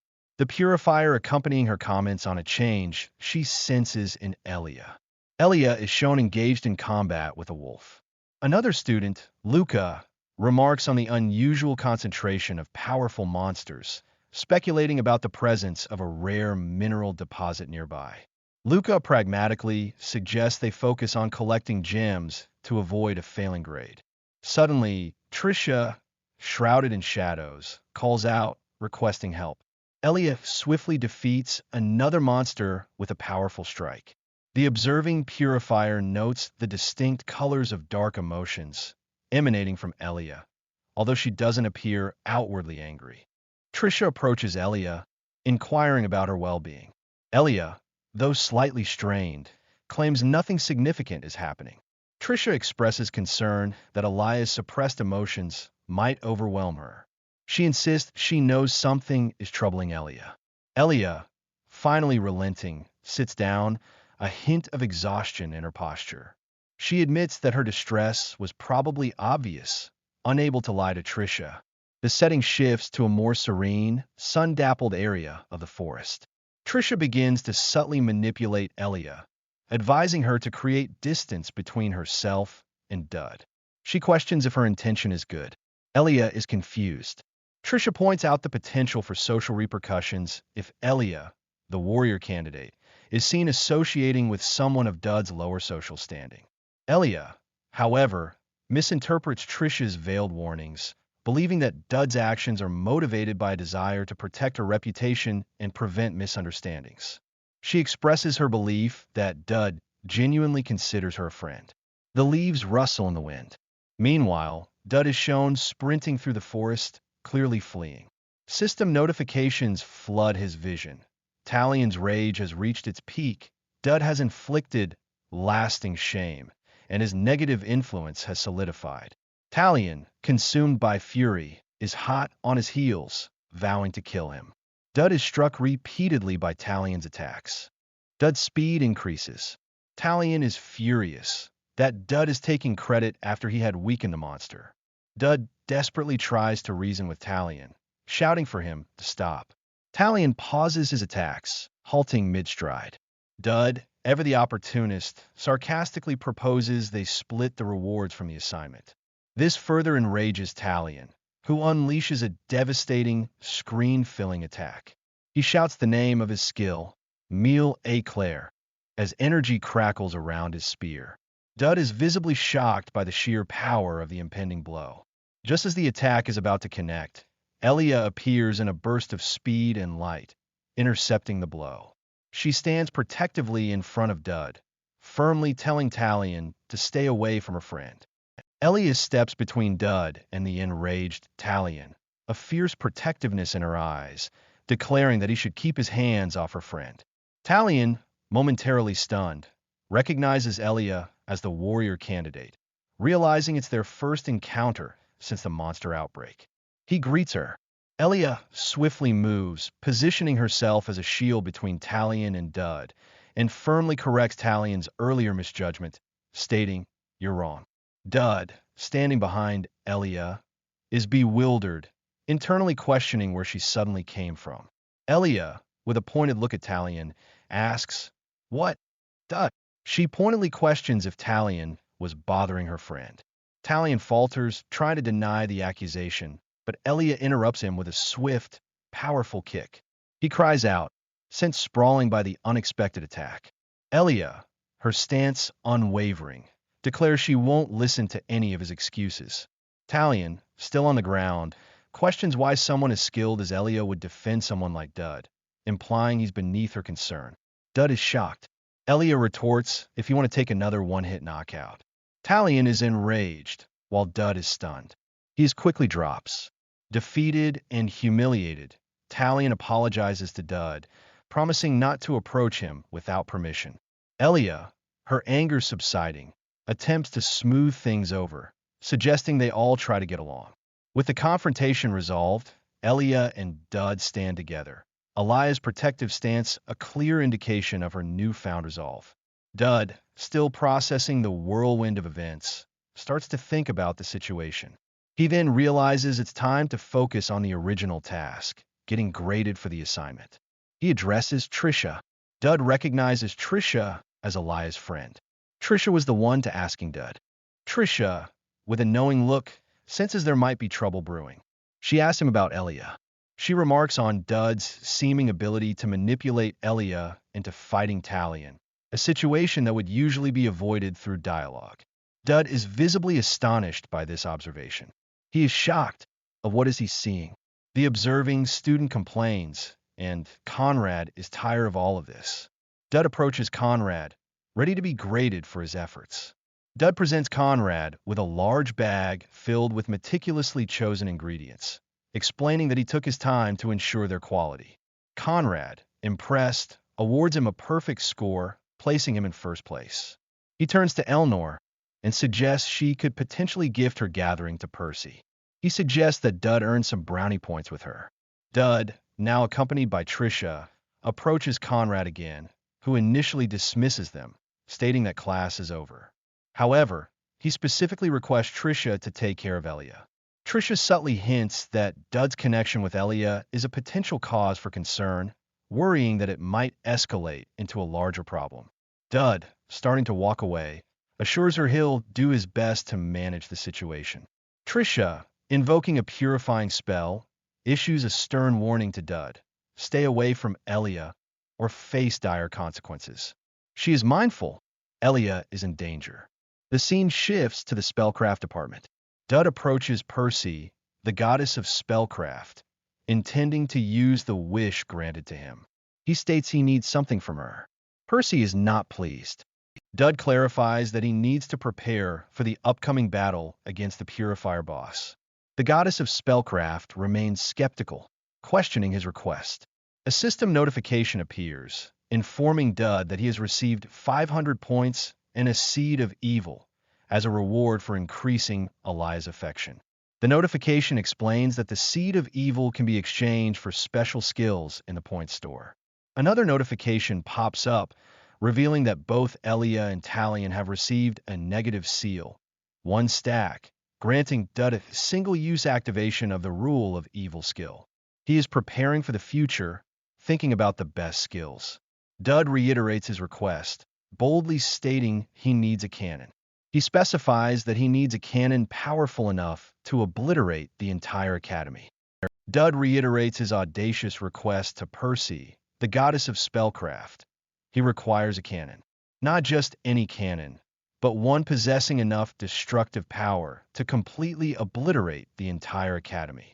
Percy stares at him, utterly dumbfounded. She rises from her chair, her voice laced with incredulity, demanding to know where he intends to deploy such a devastating weapon. Dud calmly presents a formal document, reminding her of their agreement. She was bound to fulfill any ordinary requests. He asserts that constructing a cannon, regardless of its scale, should be a trivial matter for the Dean of Spellcraft. Percy, visibly exasperated, retorts that building a weapon of mass destruction is far from ordinary. Dud presses, stating that a promise must be honored. Dud swiftly assures her that he has no intention of harming anyone. He explains that he needs to neutralize a specific target with a single, decisive strike before it escalates into an unmanageable threat. This explanation, rather than alleviating her concerns, only serves to heighten Percy's anxiety. With a weary sigh, she concedes that he probably has his reasons, however outlandish they may seem.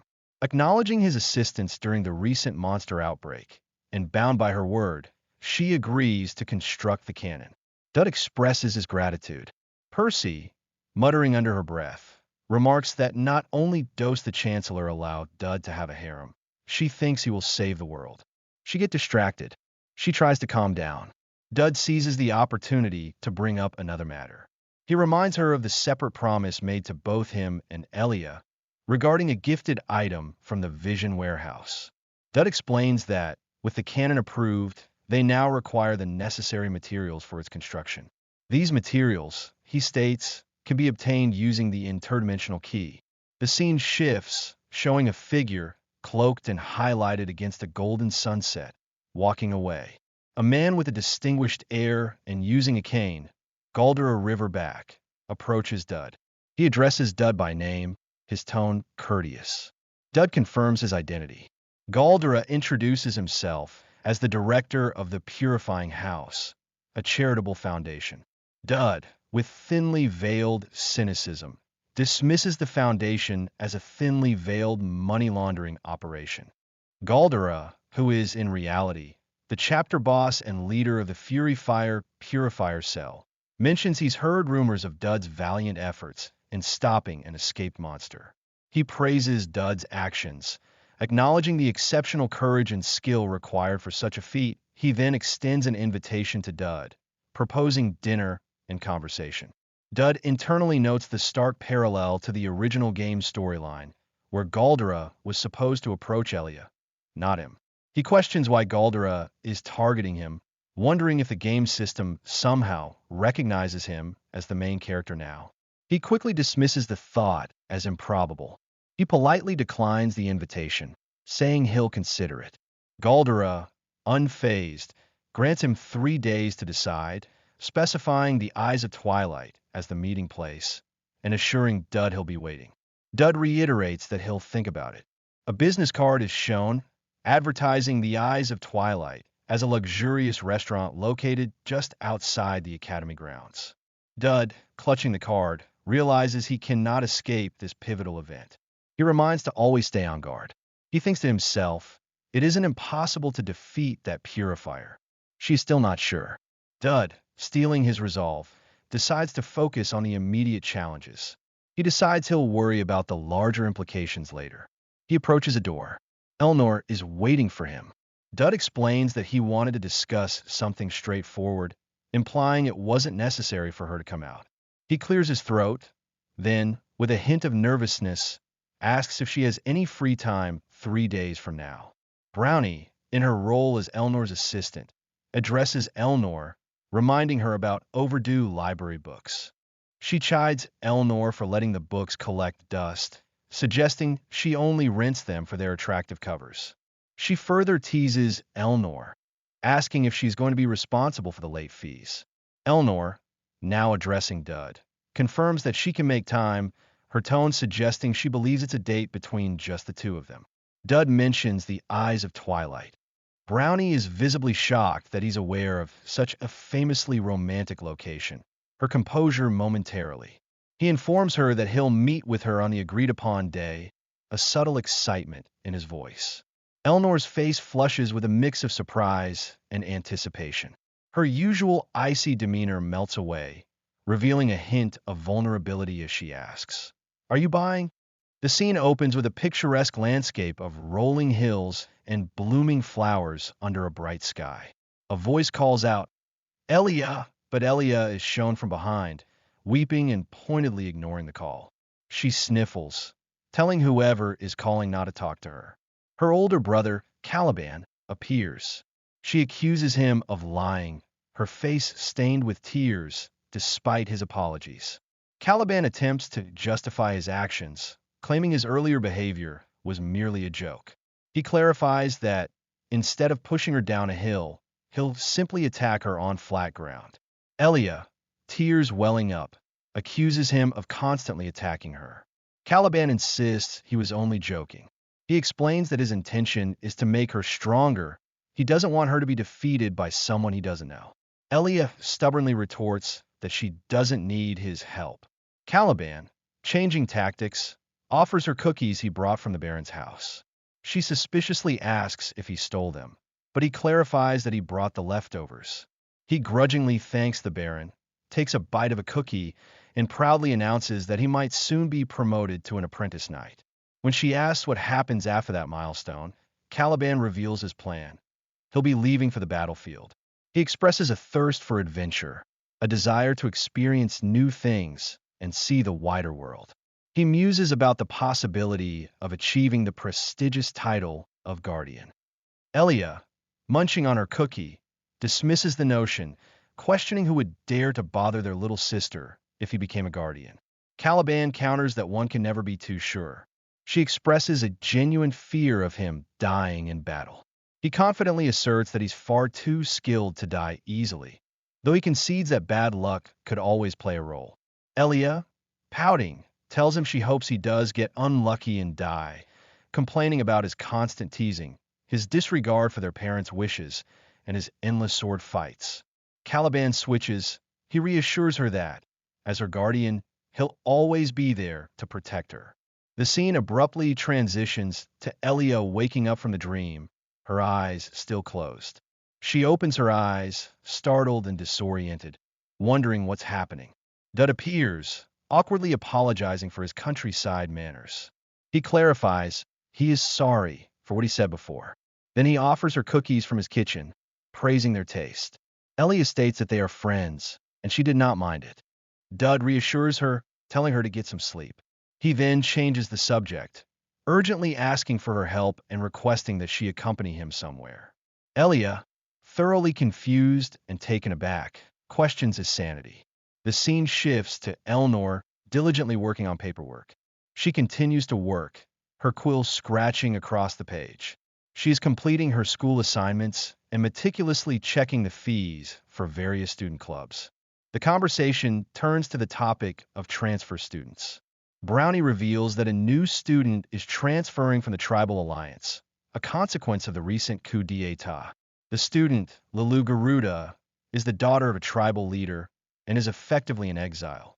Her entire family is seeking refuge at the academy. Brownie asks Elnor if she's familiar with Lilu Garuda, mentioning the student's supposed fame. A dynamic image flashes, showing a young woman with long blue hair. Elnor expresses uncertainty. Brownie informs that next semester, a saintess from the Holy Empire will be arriving. Brownie, surprised, speculates that the Chancellor might have personally intervened, given the unusual circumstances. Elnor, now deeply contemplative, sits with a quill in hand. She is thinking about both the incoming saintess and the exiled tribal leader's daughter. She concludes that the academy is undoubtedly involved in some sort of scheme. She is remembering the past. Brownie tries to take back what she said, since Elnor has been for a long time in the academy. Elnor gives her a knowing look. The setting changes to a moonlit night. Dud comments on the existence of an observation deck within the school. Elia, gazing at the night sky, remarks on its beauty, but questions the necessity of their current activity. Dud and Elia stand atop a tall structure, a large catapult. Dud explains that he obtained it from a vision warehouse, with the Chancellor's explicit permission. He insists they must wait. He activates a device, the secret card given to him by the Chancellor, explaining that it grants access to an area normally restricted to high-level individuals. With a burst of energy, they are launched into the sky by the catapult. Dud urges Elia to remain focused and keep her eyes open. They soar through a vibrant, swirling, magical portal. Dud announces their imminent arrival at the location of the interdimensional portal. He encourages Elia to keep her eyes fixed on him, reminding her of what her brother said, assuring her not to worry. He warns her that the situation might be a little dangerous. They enter the portal.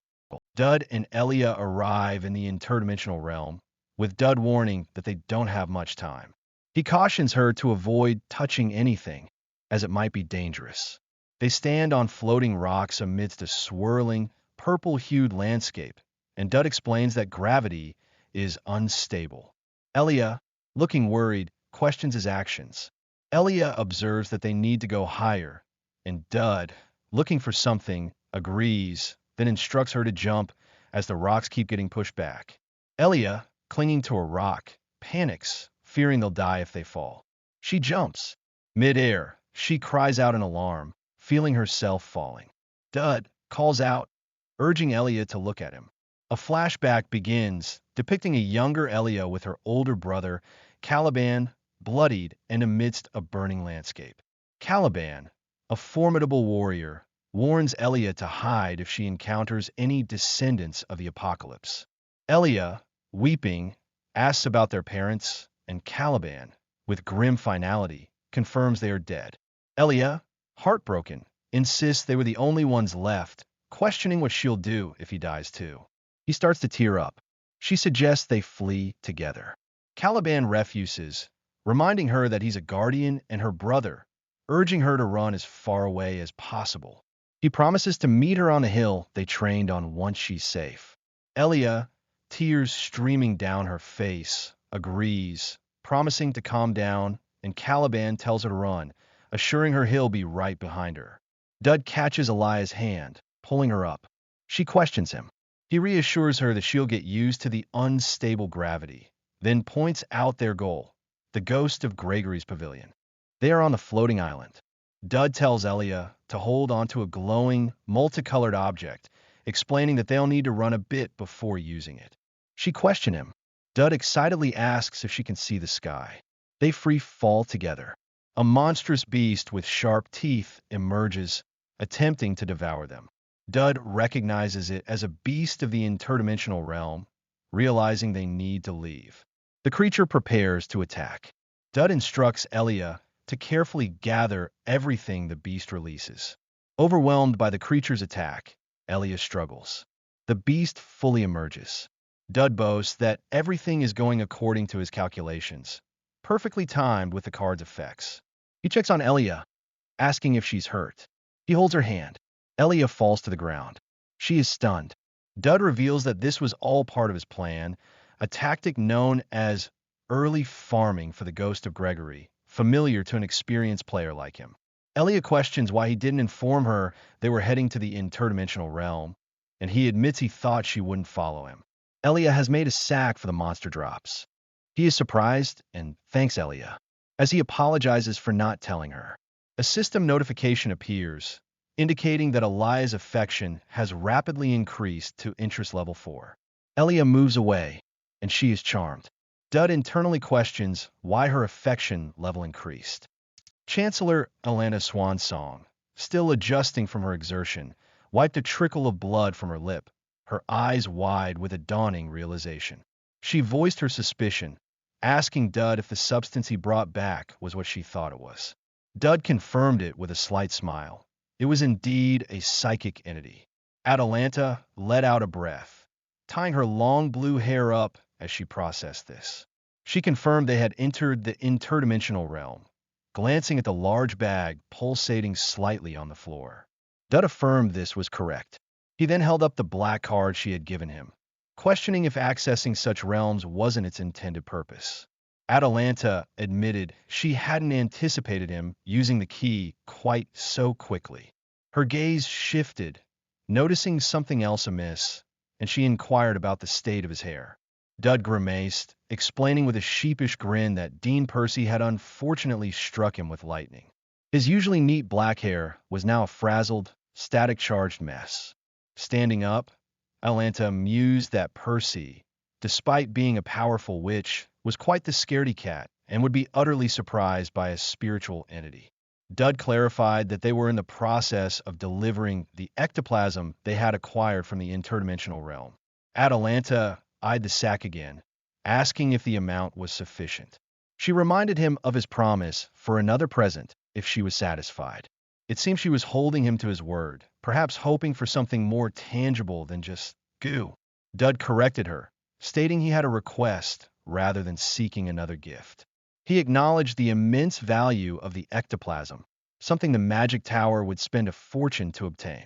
Instead of a present, he asked Atalanta if she could grant the psychic entity within the ectoplasm to an item.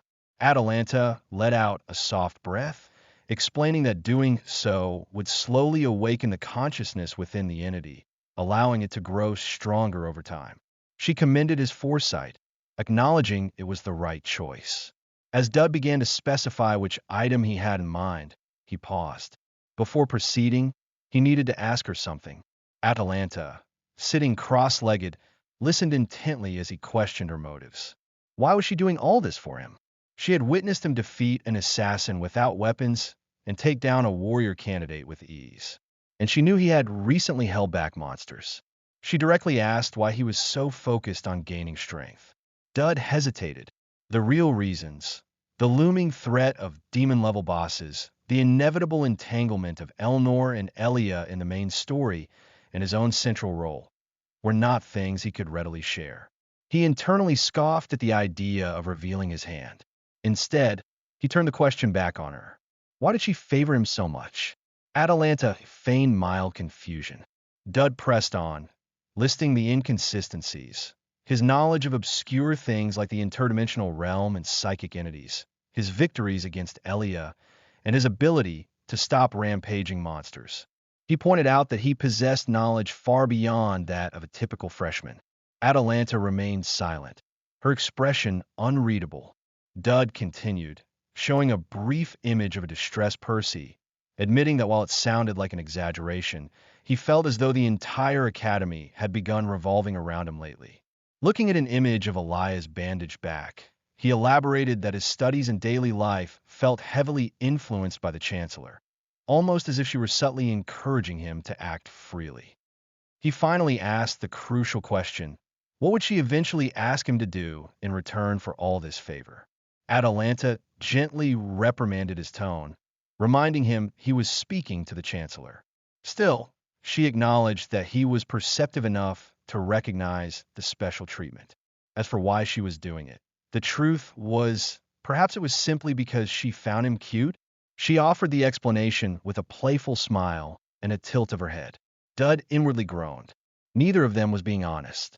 It was clear they were both withholding their true intentions. Still, he reflected, she had agreed to help him grant the psychic entity to an item. Raising its synchronization rate would awaken it, and nurturing it further would prove incredibly helpful from Chapter 2 onwards. However, before dealing with that, there was a more pressing matter. A system window popped up, displaying the current objective. Main Quest Chapter 1, Purifier. The deadline was imminent. Resolve the incident that will occur at the Eyes of Twilight. D0. He had to finish this quest first. Dud arrived at the Eyes of Twilight, a popular, brightly lit establishment bustling with people under the night sky. Elnor was already there, looking stunning. He approached, apologizing and asking if he had kept her waiting. Elnor, touching up her makeup, replied that she hadn't waited too long, before casually adding it had only been about 6 hours. She stood, revealing an elegant, dark, off-the-shoulder dress that contrasted sharply with her usual academy uniform. Dud swallowed, taken aback. 6 hours meant she had arrived before sunset. He remarked that she looked completely different from how she appeared at the freshman reception ceremony. Elnor explained it was her first time visiting a place like this in a while, so she had found a spot nearby to get ready. Dud mentally facepalmed at her thoroughness. Elnor then asked if this was also his first time outside the school grounds, calling him freshman. He confirmed that it was. She noticed his averted gaze and asked why he wouldn't look her in the eye. Flustered, Dud stammered that it was his first time being out with a girl off campus. Internally, he had to admit this felt undeniably like a date. Elnor simply took his hand, pulling him towards the entrance and stating the line was long. They joined the immense queue snaking towards the building. The crowd was dense, just as Dud had expected for the infamous Eyes of Twilight. with people complaining about the slow progress. Dud worried if they would even manage to get inside. Just then, a staff member near the entrance irritably called for number 27 one last time, before canceling the order and calling for number 28. Dud recognized the staff member's voice and face. It was Talion Armin. He called out, asking what Talion was doing there. Talion seemed surprised that Dud remembered him, explaining sheepishly that he was working part-time because his family didn't provide an allowance. Guess being a mid-boss doesn't pay the bills, Dud thought wryly. Talion then noticed Elnor standing coolly beside Dud. Visibly nervous, Talion stammered, asking Dud about his relationship with the student council president, questioning why they had come together, just as another staff member called for the next number. Dud felt a flash of confusion himself. Why was he here with the president? Wasn't this supposed to be a date? Before he could formulate a reply, Elnor stepped forward, addressing Talion directly. She asked if she could enter using the authority of the student council president. Talion, flustered by her presence, immediately agreed. As they moved past, Dud noticed a glint at Talion's neck. He asked Talion if he was wearing a necklace. Talion confirmed, touching a small, carved wooden pendant. He explained it was a gift from the Foundation of Purity, the charity organization run by Marquis Riverback. Instantly, a system notification flashed in Dud's vision. Skill/rule of evil authority over target Talion will be exhibited. Perfect timing. Dud looked at Talion and, exerting his newfound authority, told him not to wear that necklace today. He added that Talion should ensure the other part-timers remove theirs as well. Talion looked utterly baffled, but nodded in understanding. Dud watched him go, reflecting on how influencing Elnor and Elia was actively changing the main story's trajectory. Now, he needed to redirect Marquis Riverback's attention, the original target of the purifiers in the game, towards himself. Simply having a quiet meal and leaving was no longer an option. The narrative had irrevocably twisted. Inside the opulent restaurant, Marquis Galder Riverback approached them, his cane tapping lightly on the floor. He greeted Lady Tristan and student Dud with a warm, yet calculating smile. Dud met his gaze, steeling himself. The game was truly afoot, and he needed to prepare his counterhook immediately. A new quest objective materialized before Dud's eyes. A villain was attempting to win him over, and he needed to navigate the situation wisely. Just as the notification faded, Marquis Galder Riverback addressed Elnor, expressing his desire to borrow student Dud for a moment. He stated he had something to discuss privately with him. Elnor immediately bristled, questioning who decided this. Dud placed a calming hand on her arm, assuring her it was all right. He whispered that staff would escort her to the VIP room separately, promising it would only be for a moment. Elnor gave a sharp, unconvinced glance, but allowed herself to be led away. As they walked, Riverback observed with a knowing smile that Dud seemed quite close to the daughter of Tristan. He then requested Dud follow him. Inside a private room, presumably Riverback's office within the establishment, a cocktail sat waiting. The Marquis took a sip before turning to Dud, asking if he was perhaps aware of why he had been summoned. Dud didn't hesitate. He bluntly stated Riverback was likely planning to ramble on about some nonsense like reviving a demon. Playing the villain's advocate, Dud laid out Riverback's evil plan like he was reading patch notes for the Apocalypse update. Exploit the weakened public order during the full moon festival to cause a massacre, using the resulting blood and death to gather potent demonic energy. Dud continued, detailing how Riverback would release monsters across the city and use assassins to eliminate the knights, sowing chaos and terror. All of this, Dud concluded, was to awaken the dormant demon within the Tristan bloodline. He even added, almost casually, that the earlier assassination attempts and monster attacks were clearly Riverback's doing. But, Dud mused, he wondered what Riverback would do now, especially since Dud had already informed the Chancellor about these very plans. Riverback's eyes widened in shock, his composure finally cracking. Internally, he cursed. The Marquis now understood why the Prophet had taken an interest in this seemingly harmless student. Dud was far more cunning and sly than his age suggested. This was no ordinary young man. Dud registered the shift in the Marquis's demeanor, noting the man's surprise. Recovering quickly, Riverback sneered, retorting that Dud surely hadn't planned for the fact that his subordinates had already subdued Lady Tristan elsewhere. Just as the words left his mouth, a tremendous crash echoed from outside the room. The door burst open, revealing Elnor, her dress slightly torn, her expression furious but unharmed. Riverback stared, utterly aghast, unable to comprehend how she had escaped. Elnor glanced back, and Dud subtly indicated Riverback's approaching men. He told her she had somewhere to be. Using a low, suggestive tone only she could hear, Dud reminded her that demon worshippers would soon assault her and inquired if she had been having problems with her madness recently. He advised that regardless of what might happen, it was best to let out occasionally. One of Riverback's men placed a hand on Elnor's shoulder, stating that according to imperial law, dealing with demon worshippers before reporting them was acceptable, but questioned if she could handle them. Elnor's eyes flared with crimson light, her aura darkening as she declared she would try to hold out. One of the men, realizing their objective was capture, not death, ordered his comrades to hurry and subdue her quietly. Before he could finish, Elnor exploded into action. Her movements were a blur of deadly grace. The attackers cursed their misfortune, shouting reminders to follow the plan and that minor wounds were acceptable. They rushed forward, but they were hopelessly outmatched. Elnor, a whirlwind of silver hair and dark fabric, met their charge. With precise, brutal efficiency, she danced through their attacks, her sword flashing. Steel met flesh, and bodies fell. She moved like a storm, dispatching multiple opponents simultaneously, parrying strikes, shattering defenses, and leaving devastation in her wake. Riverback watched, his face contorted in disbelief, muttering that it wasn't possible. Dud stepped forward, asking Elnor if she was all right. Elnor stood amidst the carnage, wiping a smear of blood from her cheek with the back of her hand, her sword resting casually at her side. She admitted she felt quite refreshed. A system notification chimed.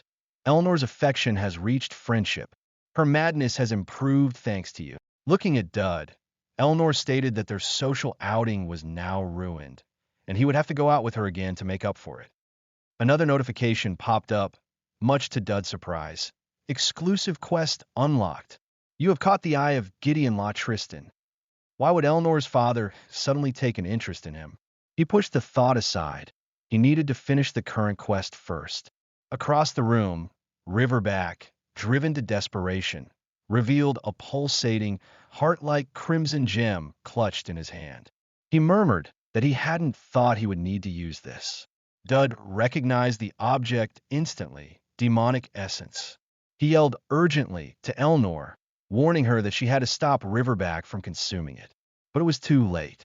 Riverback threw his head back, declaring he would receive the grace of God as he brought the glowing essence to his lips. The building stood silhouetted against the full moon before a massive eruption of dark, malevolent energy burst from its roof, consuming the structure in shadow. A hand burst forth from the shattered remains of the VIP room. He surveyed the destruction with a twisted sense of marvel. Dud pushed himself up from the ground, coughing amidst the dust and debris that now littered the once opulent space. The Marquis, now a hulking, horned figure wreathed in dark energy, loomed over him.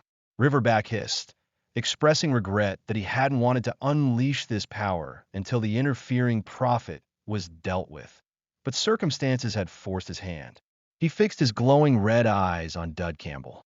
With a guttural roar, Riverback gathered crackling red energy between his claws, challenging Dud to face his newfound might.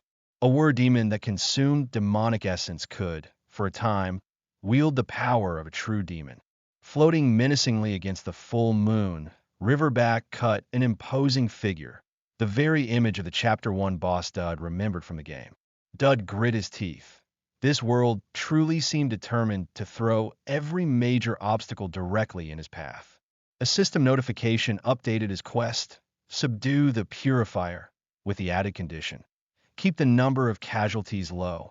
Easier said than done, Riverback bellowed, declaring it was time for purification.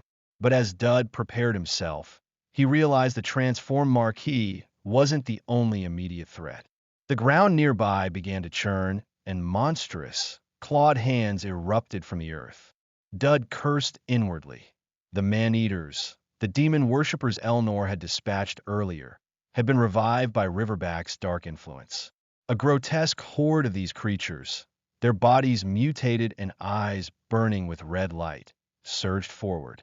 Reacting instantly, Talion activated a skill, a beam of focused light erupting from his fingertip. A voice in his head announced, "Lethal, teacher, Dud piercing stab," as the beam impaled the lead man-eater.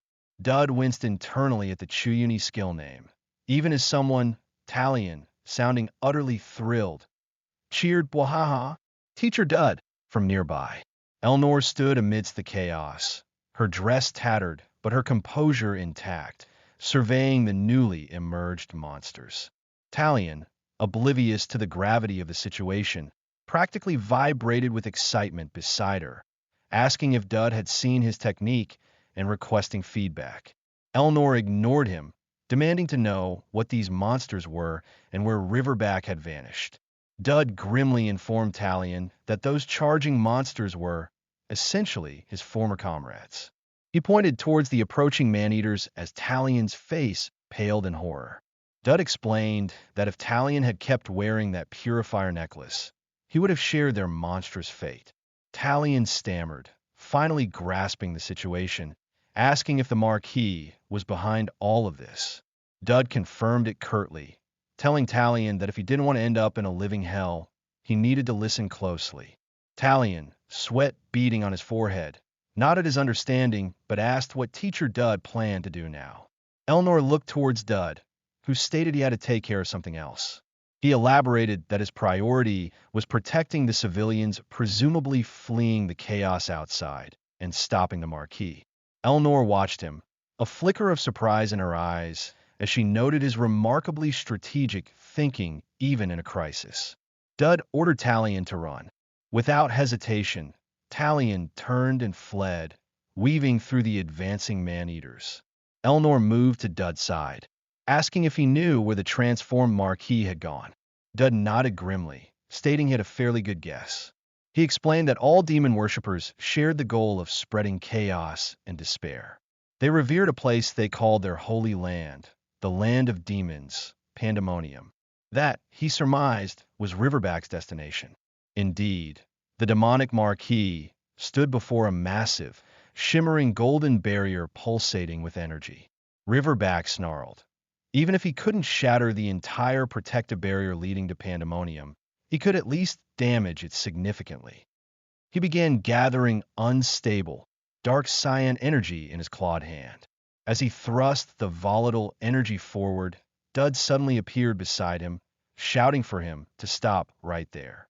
Riverback paused, startled. He demanded to know how Dud had followed him here. Dud scoffed, remarking that Riverback was simply too obvious. Since Riverback had gained access to the authority of an evil demon, naturally, he would head straight for the place where evil was sealed. It was then Riverback noticed Dud wasn't alone. Elnor was carrying him princess style, having clearly used some form of high-speed movement to bring her along. Dud, despite the situation, vehemently demanded Elnor put him down immediately. Riverback chuckled darkly, pleased that Dud had saved him the effort of hunting him down later. He declared his intention to kill Dud first, then secure the daughter of Tristan. Dud met Riverback's demonic gaze, his own eyes hardening with resolve. He spoke to Elnor beside him, his voice low but firm, stating that whatever happened, the two of them would survive. Elnor looked at him, still finding it difficult to process the sheer amount of trust he placed in her. But she knew she had to respond to that trust. Drawing two elegant short swords, she stepped forward. This was the dignity of a Tristan. Riverback snarled, recognizing the defiant daughter. Elnor didn't hesitate, launching herself directly at the towering demon. Their initial clash sent a shockwave ripping through the air. Dud immediately broke into a sprint, shouting for Elnor to follow him as he widened the distance. Riverback roared in fury, telling Dud not to think of running away, and unleashed tendrils of dark energy. Dud dodged frantically. Suddenly, Elnor intercepted Riverback, blocking his path. The demon roared in surprise as Elnor pressed her attack, landing a swift blow. Riverback bellowed in pain, but Elnor relentlessly continued her assault while Dud kept running, putting more space between himself and the powerful demon. Enraged, Riverback swatted Elnor aside and turned his attention back to the fleeing Dud, calling him a mere insect and demanding he stand and fight. Before the demon could pursue, Elnor was there again, blocking his path with an expression of sheer annoyance, finding her persistence bothersome. Riverback lashed out with immense force, striking Elnor and sending her tumbling back. Dud, caught in the edge of the blast, was thrown off his feet as well. Within Riverback's chest, the demonic essence pulsed erratically. Seeing his chance, Riverback gathered a massive concentration of dark power, forming it into a terrifying spike, the Fong of Darkness. He roared, vowing to finish Dud off with this attack. The Fong of Darkness hurtled towards Dud, a concentrated spike of malevolent energy. With grim determination etched on his face, Dud braced himself, shouting the name of his defensive skill, Divine Shield, just as Elnor watched with fierce resolve. A brilliant golden barrier, adorned with ethereal feathers, materialized in front of him, intercepting the demonic projectile. Dud strained against the immense pressure, his teeth gritted as cracks spiderwebbed across the luminous shield. The dark energy overwhelmed the divine protection, shattering it violently and blasting Dud backward. He hit the ground hard, coughing painfully as the impact resonated through him. Riverback observed, commenting with grudging respect that Dud was tougher than he'd initially thought, before adding with a cruel smirk that it seemed the student had exhausted all his tricks. Nearby, Elnor struggled to her feet, urging Dud to stand while she moved to intercept the demon, intending to buy him precious time to recover. Riverback spat that she was annoyingly tenacious for a daughter of Tristan. The demon let out a low chuckle, finding their resilience almost amusing, remarking on what a truly perfect, albeit doomed, couple they made. Elnor hesitated for only a second, her expression hardening.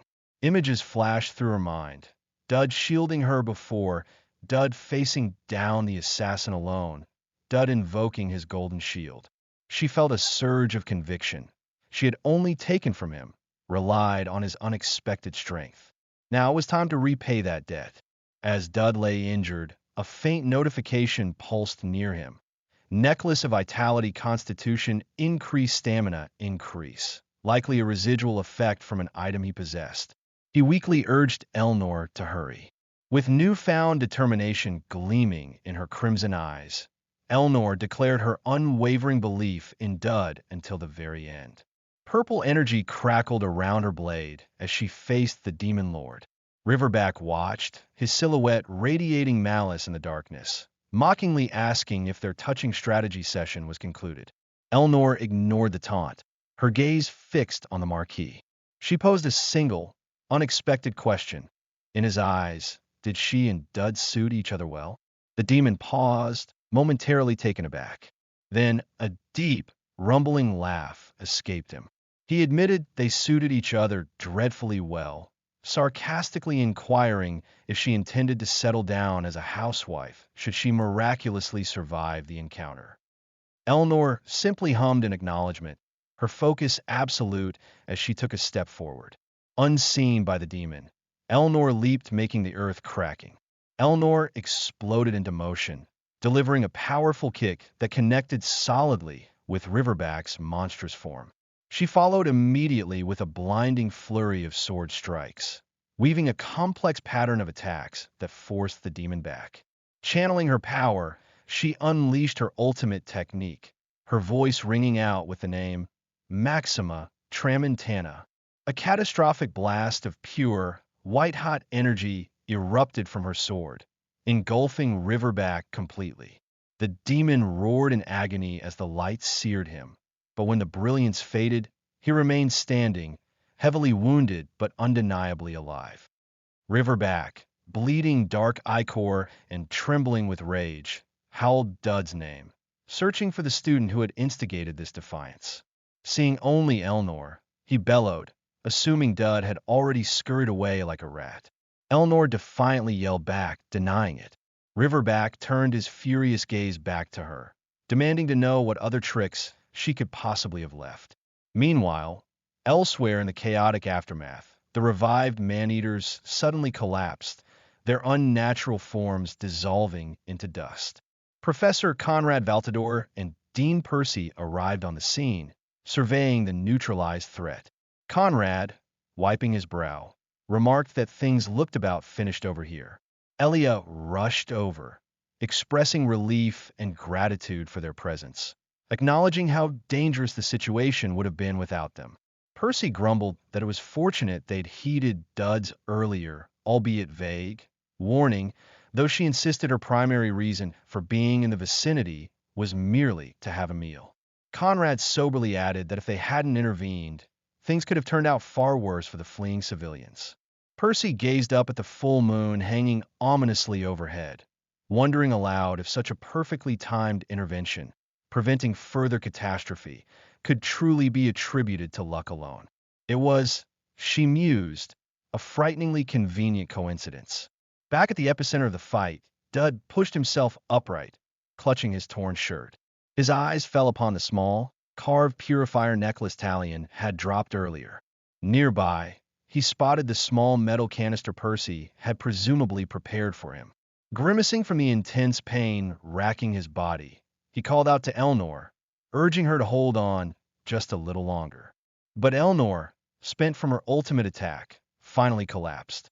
Riverback loomed over her fallen form, acknowledging her tenacity one last time before turning his malevolent focus back to Dud. He questioned if Dud had any final plans left, gathering another sphere of crackling dark energy in his hand.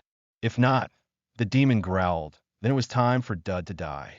Elnor watched helplessly as Riverback prepared the final strike, his demonic form radiating overwhelming power. The wind seemed to sigh through the desolate surroundings. Suddenly, Dud felt a jolt, not of pain, but of unexpected power surging through him. A system window flared, deadly charm activated. He grit his teeth against the unfamiliar sensation. Another, stranger notification followed, its text garbled and incomprehensible. Target slash at has given. Looking up, Dud saw a spectral figure floating above him. A woman with an alluring, dangerous smile and distinctly demonic features, wreathed in shadows yet emanating an intoxicating aura. Dark energy flowed from her towards him, a blessing as unexpected as it was potent. Apparently, getting beaten to a pulp had some unforeseen perks.